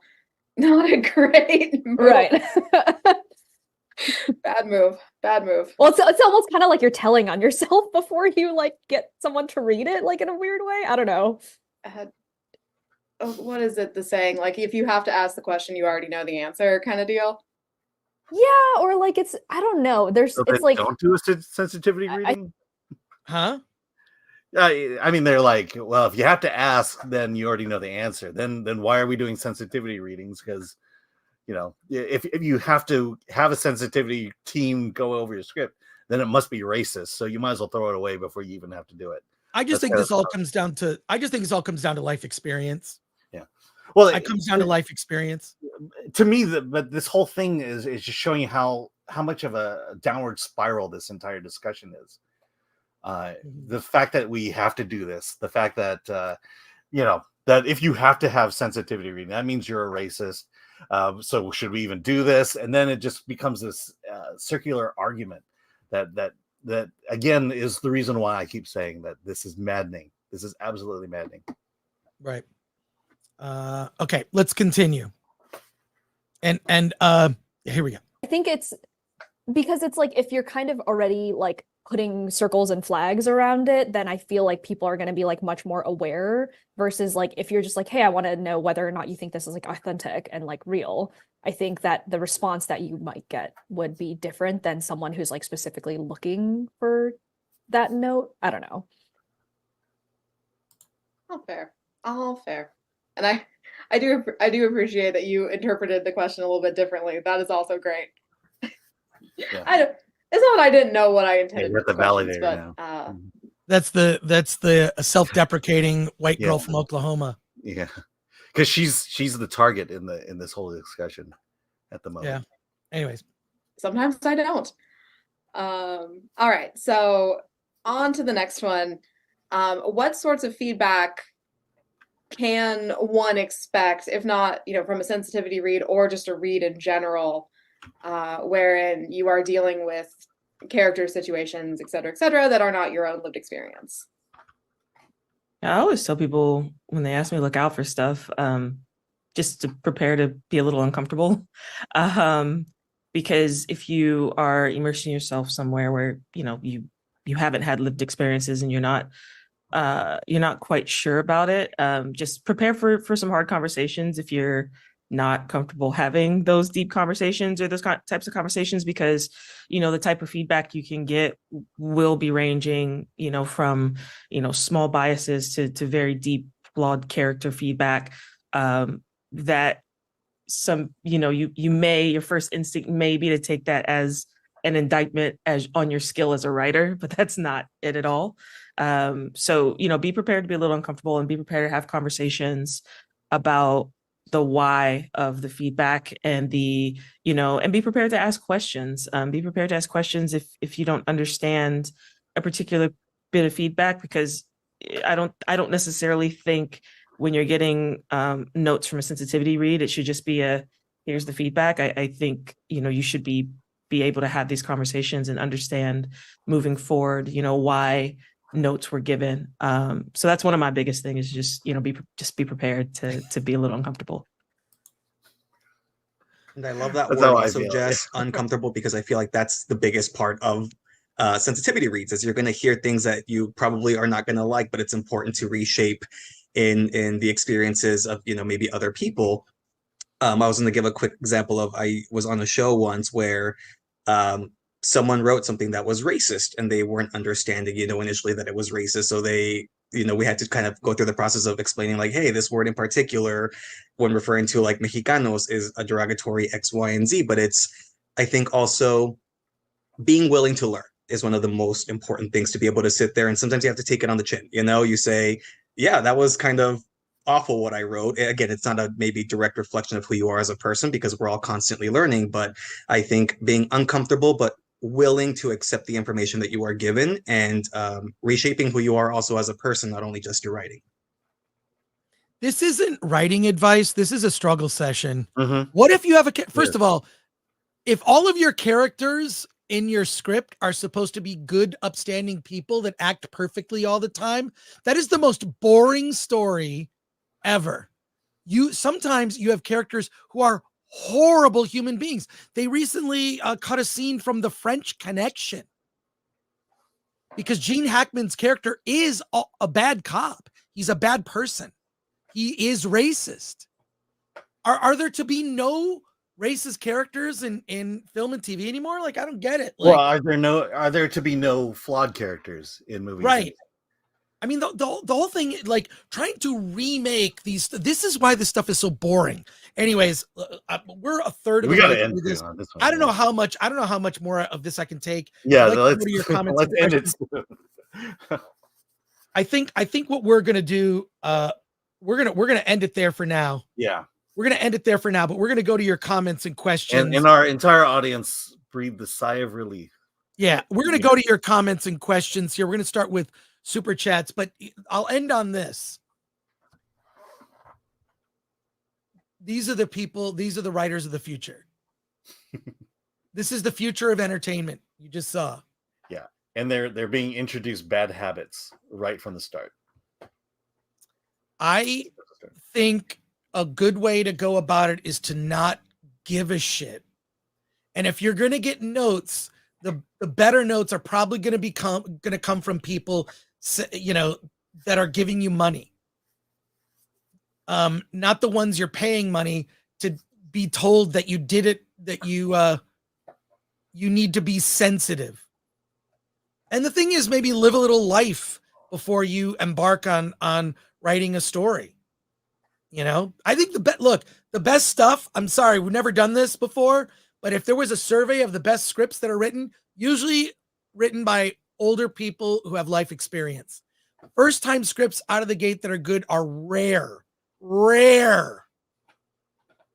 And I'll leave it there. Any final thoughts from you, Alan? Yeah. No, actually, I highlighted some comments, and that'll get me into. We'll get through it. But what did you think of what your daughter said in the video?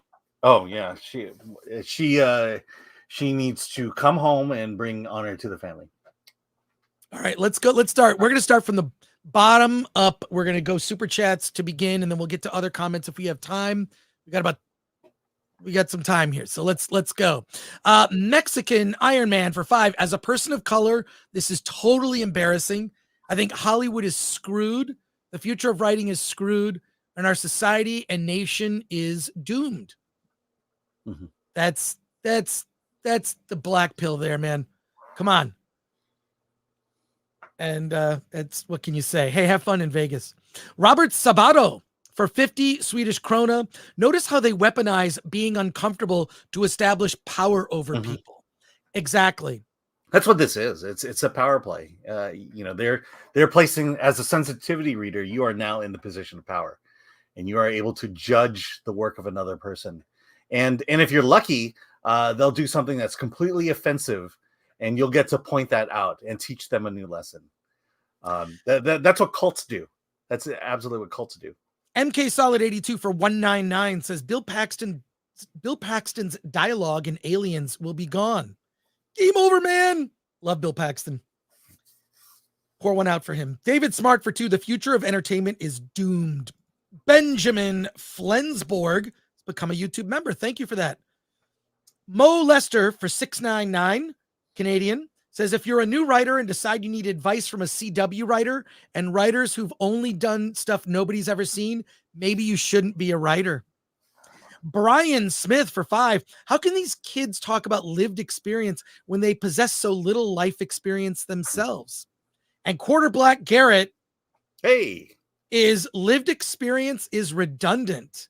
Hey, Quarter Black, I noticed you weren't on Normal World. What happened? Oh, that's right, you're traveling.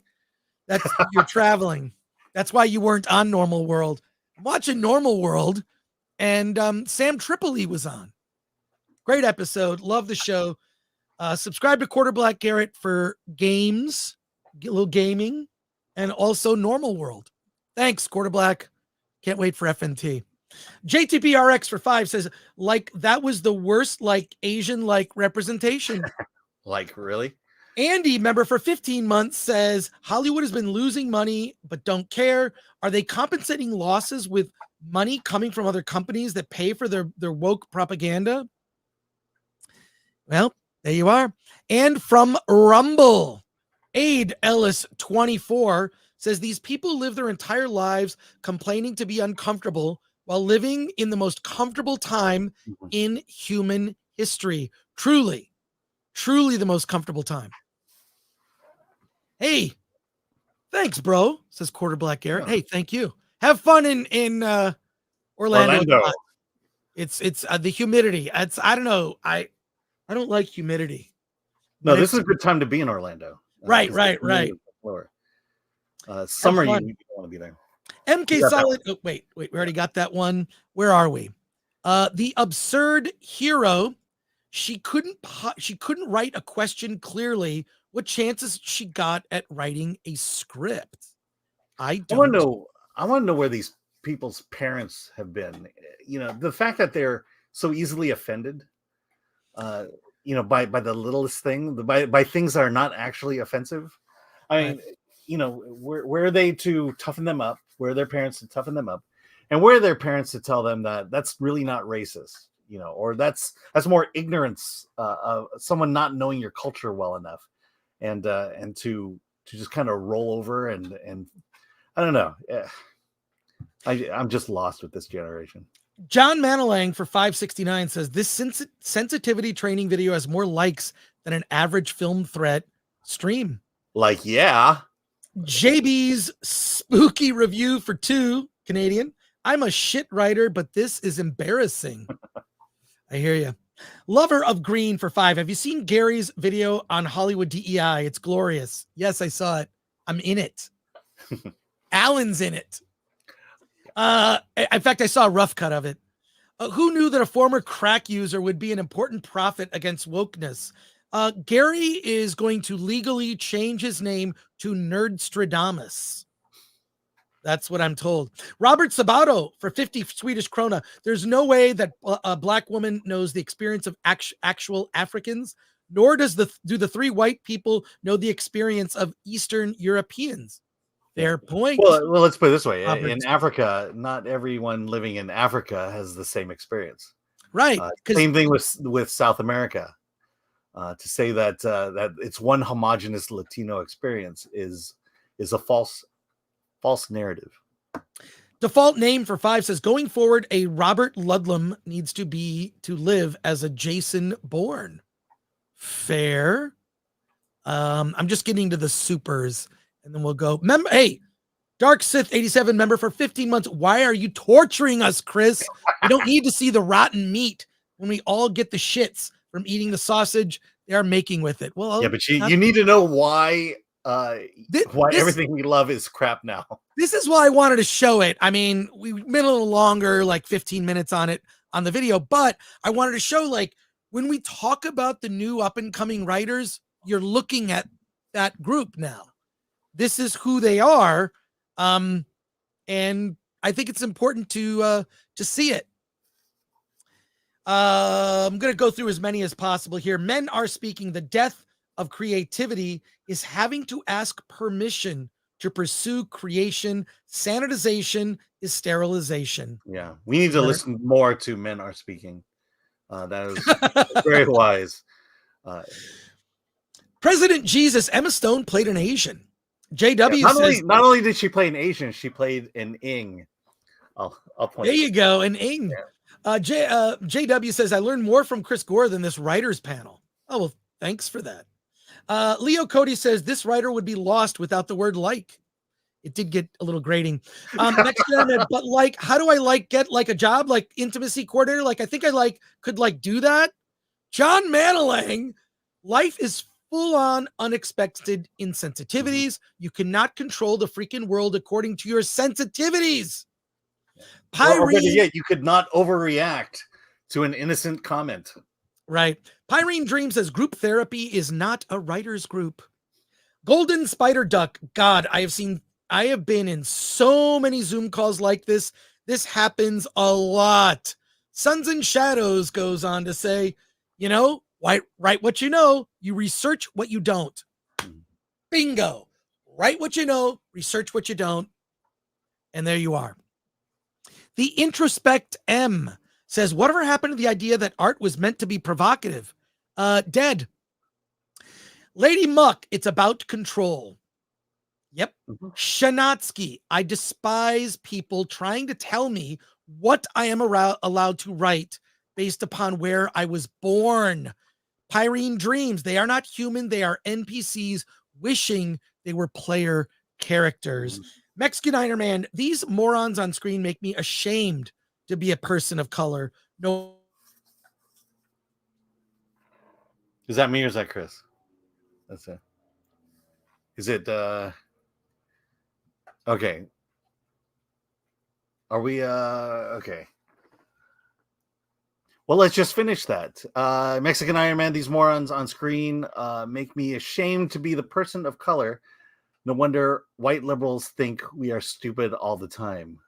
Is it just white liberals who think that? Let me see. From Apollos Plain for North Korean, whatever, 50. Yes, I know I like Yes, I know I like food.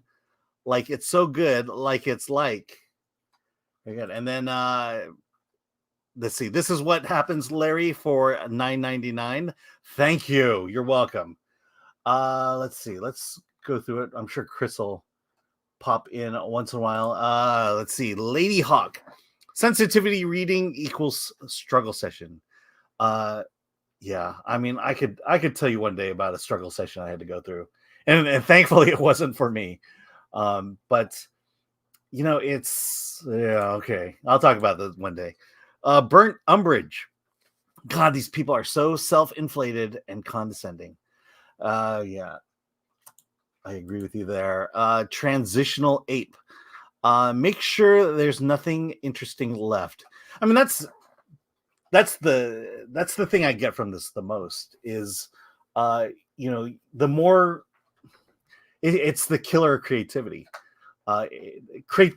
In order to be creative, you have to push boundaries. You have to cross the line, so you know how to pull back. But here you're already setting up the barriers right now, and soon, you know, you can't go in any direction with a story without fear of falling into a trope, without fear of offending a small minority of your audience. You know, the fact that the reality is everything you do, you're going to offend somebody. Go on Twitter and you'll learn that. Walk out the front door and you'll be offended.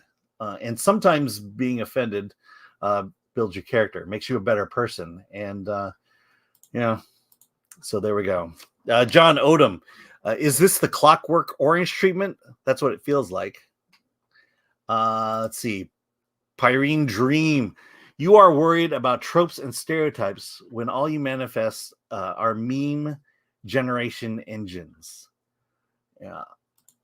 Special Agent Bill Maxwell. So the church is like the church about 500 years ago. Yeah, I can definitely agree with that.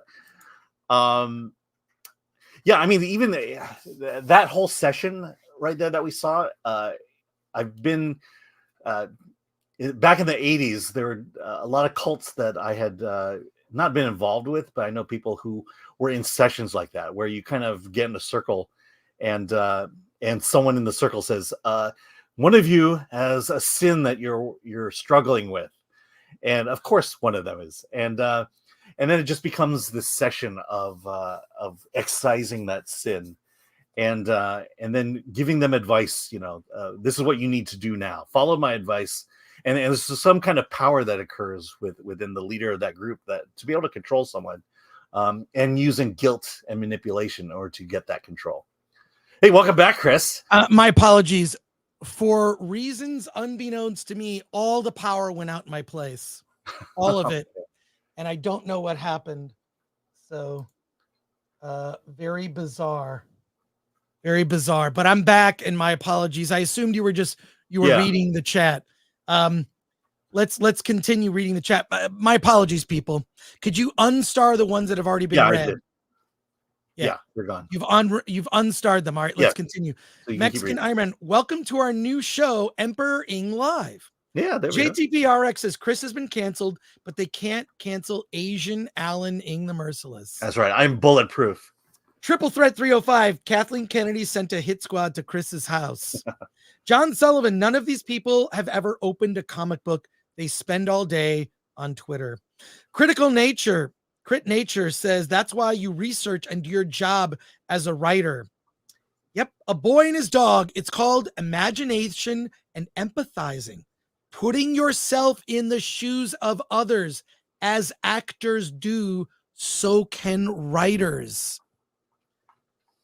A Boy and His Dog said, some writers spend a decade researching and revising a script. True. Blue Dragon 003 says, didn't all this happen in the 80s to the music industry before they went after all the teenage boys in the 90s? They made a movie about it. What is that in reference to? I'm not sure. Not sure I get that comment. Let's try to star fewer comments so we save only the best ones. I'm not saying that any of these are not the best. Default Name says these people have nothing to offer. Did we read that already? Maybe. Film Threat watch listen to the 5-minute leaked audio of Kiki Ojo Thompson, a DEI instructor caught bullying those she's supposed to teach, says Aaron Taylor. Alan, can you look that up? Yeah. Hold it. Don't. Okay. Kiki Ojo Thompson, DEI instructor. We're going to look that up. Okay. Davina Duckworth, this is where writing goes to die. There you are. Script Doctor, it's also setting the groundwork for a diversity reader job, like an on-screen love scene coordinator, intimacy coordinator, they call it. Did you find that, Alan? Let's see. Well, I found her website. I look for the audio to find the video. Mexican Iron Man says, Patrick Lemire, bro, this is the saddest part. These fools are literally being paid tens of thousands of dollars each, maybe even $100,000 for working on this crap. I'll say that this comment is the one that nails it from Script Doctor. Diversity reader job is going to be a new job. Wait, that's okay. Thank you, Script Doctor. Red Pill Rants. These people talk exactly like the shows and entertainment they write. Boring with no substance. Did you find the audio? I found a lot of videos responding to it or reacting to it. Let's find the original audio. You know what? We'll have it for Friday if we don't have it, and we might show more of this video. I'm going to send you the full video, Alan, so you can look at it. Okay. Leith Raven, who's a member, my apologies on the name. Dopamine is a powerful drug. These people thrive on it. Yeah. I mean, that's it's all validation. Castigan, they only hire young people because they are cheap and easy to replace. Barack Samsonite. So basically it's a meeting for all your haters to stick their thumbs into your artistic pie. Yep. And Chaos Maker, I would hire them. The more offended they are, the more I like the script. What I'd love to do is send them a script that's a transcript of Blazing Saddles. And I would pay one of these writers, I would pay to give feedback on Blazing Saddles, written by who worked on that script? It was Mel Brooks. Richard Pryor and Mel Brooks. Richard Pryor and Mel Brooks. What I want to do is Richard Pryor and Mel Brooks wrote Blazing Saddles. I would just send them a script. Let's call it Blazing Saddles 2, because I'm sure they've never seen Blazing Saddles. Oh my God. Can we do that? Can we do that as a goof and I can record it? Tell me if I should do that, chat. The first thing I'll say is take out all the N words. Or even better, get like an old, I don't know, like a script from a blaxploitation movie from the 70s by a black filmmaker, and then transcribe it and have it sent to them, and then have them give a report. I would love it. I'd read. I want to see the sensitivity reading as it happens. Yeah, the most offensive thing ever.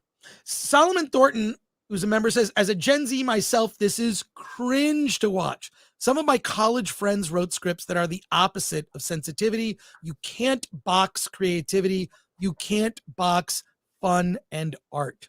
Well, as a Gen Z, Solomon, can you fix this? Yeah. Can you just fix your friends? Judd Goswick said, sensitivity readers are people you pay to judge you before the Twitterati do. It always fails. And Red Pill Rants. We already got that one. And there you go. I'll just say this. My apologies on the power going out. Don't know why it happened. It just happened. Yeah. Can you not do that anymore? Well, Alan, you know what to do. When I go away, it's because I lost power or I lost internet or whatever. But thank you. Part of it is me wondering is it me that is frozen or is it you that's frozen? No, it was me, right, everybody? There you go. But yeah, we will go through more of this video. That was like the first 15 minutes. It's a 45-minute video. Alan and I will look at the rest of it and try to find some other parts for Friday. Something interesting has to happen to go back to it. Right. Well, we'll go through it. Last thing is our interview with director Mike Taylor will be rescheduled for Friday. There is a Monster. It's a film out on video on demand. We will talk to the director on Friday. So my apologies for that. The little programming note there. I am off tonight to see The Wizard of Oz and the very last screening of Godzilla -1. Yeah. And there you go. There's and then I will be seeing original actor. I'll be seeing The Holdovers tonight with my child. And you're going to see Argyle. We'll talk about Argyle. I've seen Argyle Argyle. tomorrow. Oh, I've seen Argyle. Have you? I have some very specific thoughts about Argyle. All right. Okay. I have really specific thoughts about Argyle. So I don't want to know what you think. Okay. But it'll lead to a very interesting discussion. So I've seen Argyle. I really want to talk about it, but I want to wait until you've seen it. Yeah. So there you go. All right. I'm trying to pick a seat for Madam Web. wait, Alan, wait, do that again. Hold on. Yeah. Okay, here we go. Yeah, I'm trying to find a seat for Madam Web. Where do you think you'll sit when you get your Madam Web seat? Theater. Oh my God, it's crazy. Yeah, maybe I'll sit like right center middle. Like is that the first screening? Is that the first screening? Yeah, that's first day screening. Well, I talked to a friend who's seeing it on Monday and Thursday next week. A buddy of mine. I asked if I could be his +1. No word for my bud. Come on, buddy. I don't want to say who it is because I don't want to get them in trouble. I know. I was thinking we'd get to screen it, but Sony hates us for some reason. I don't know why are we not on Sony's list? I don't know. We're on everyone else's list. We're still on Disney's list for crying out loud. We're still on Disney's list, which is weird. But why are we not on Sony's list? I don't get it. You know what? I'm going to talk to my buddy. I'm going to see if we can get on that list. Talk to my buddy. Yeah. Oh, yeah. I'm doing a letter. Okay. Hey, thank you to everybody. 2 super chats just came in, by the way. Oh, a couple super chats. All right, let's get to those real quick as we wrap it up. Paulus Plain for 100 something says, Norwegian, I don't like Norwegian Krona. I don't like it that Chris Gore's power goes out. Like, it's not cool. Like, man, it's so unfair. Like, hey, what are you talking about? Well, thank you for that. It's so frustrating because I feel I can't. How is it that like it doesn't go out when I'm not on a live stream? My power has gone out all of twice since I've lived here, both times during a live stream. Why? Bruce Leroy Jenkins for 2 says a wise man once said, "Lock it in, yay! Lock it in, yay!" Is that Beer the Feardo? Might be. Yes, all right. Well, that's it. I just want to say, hey, thank you to our mods today. Lord Thoth, Paulie from Latino Slant, shout out to him. Mexican Iron Man, good people here, good people. Yeah. And Ms. P. Coffee, Glenn Brown, and shout out to my friend Alan Ng. I don't know what's going on, Alan, but I can't wait to talk to you about Argyle. I cannot wait. Okay. I am saving it. I'm saving it. Argyle. It's can I just give you a little clue? That John Cena is the best thing in the movie? At the Bait and Switch Awards, which take place later this year, this could win Bait and Switch Movie of the Year at the Bait and Switch Awards. That's a little clue for what you're about to see. Does it have something to do with the teaser in the trailer? It has to do everything to do with the teaser and the trailer. Okay. Only the stuff in the trailer is like from the first. Because when you tease something like that, you have to hit it out of the park. Well, let's just say this. We're going to do 2 reviews on Friday, an Argyle non-spoiler and an Argyle spoiler, because the most interesting stuff to talk about will be the spoiler stuff. So we will be spoiling Argyle on Friday, but we will give a time and dip out, and we'll talk about it for a certain window, and you can dip out and dip back in should you choose. So there you go. But that's it for us today. Alan, what else do you have coming up? Let's see. Well, our Sundance wrap up is coming up this weekend. And then, like I said, I'm seeing Holdovers tonight. That's about it. Well, there you go. I got a lot of work to do. We have so much to do. Oh, and the wrap up of Sundance will be probably this weekend, which is going to be pretty cool. I have an intern.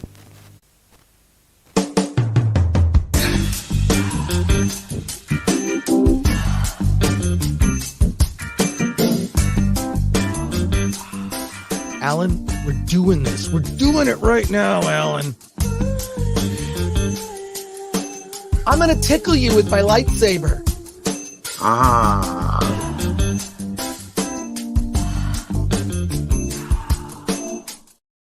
So see you next Wednesday. That wraps it up for another Hollywood on the Rocks. Did you? I don't know if anyone. It just said that. It's in my brain. Oh my god. Oh my gosh. Oh my god. All right. Take care, everyone. All right, Alan. Let's get out of here.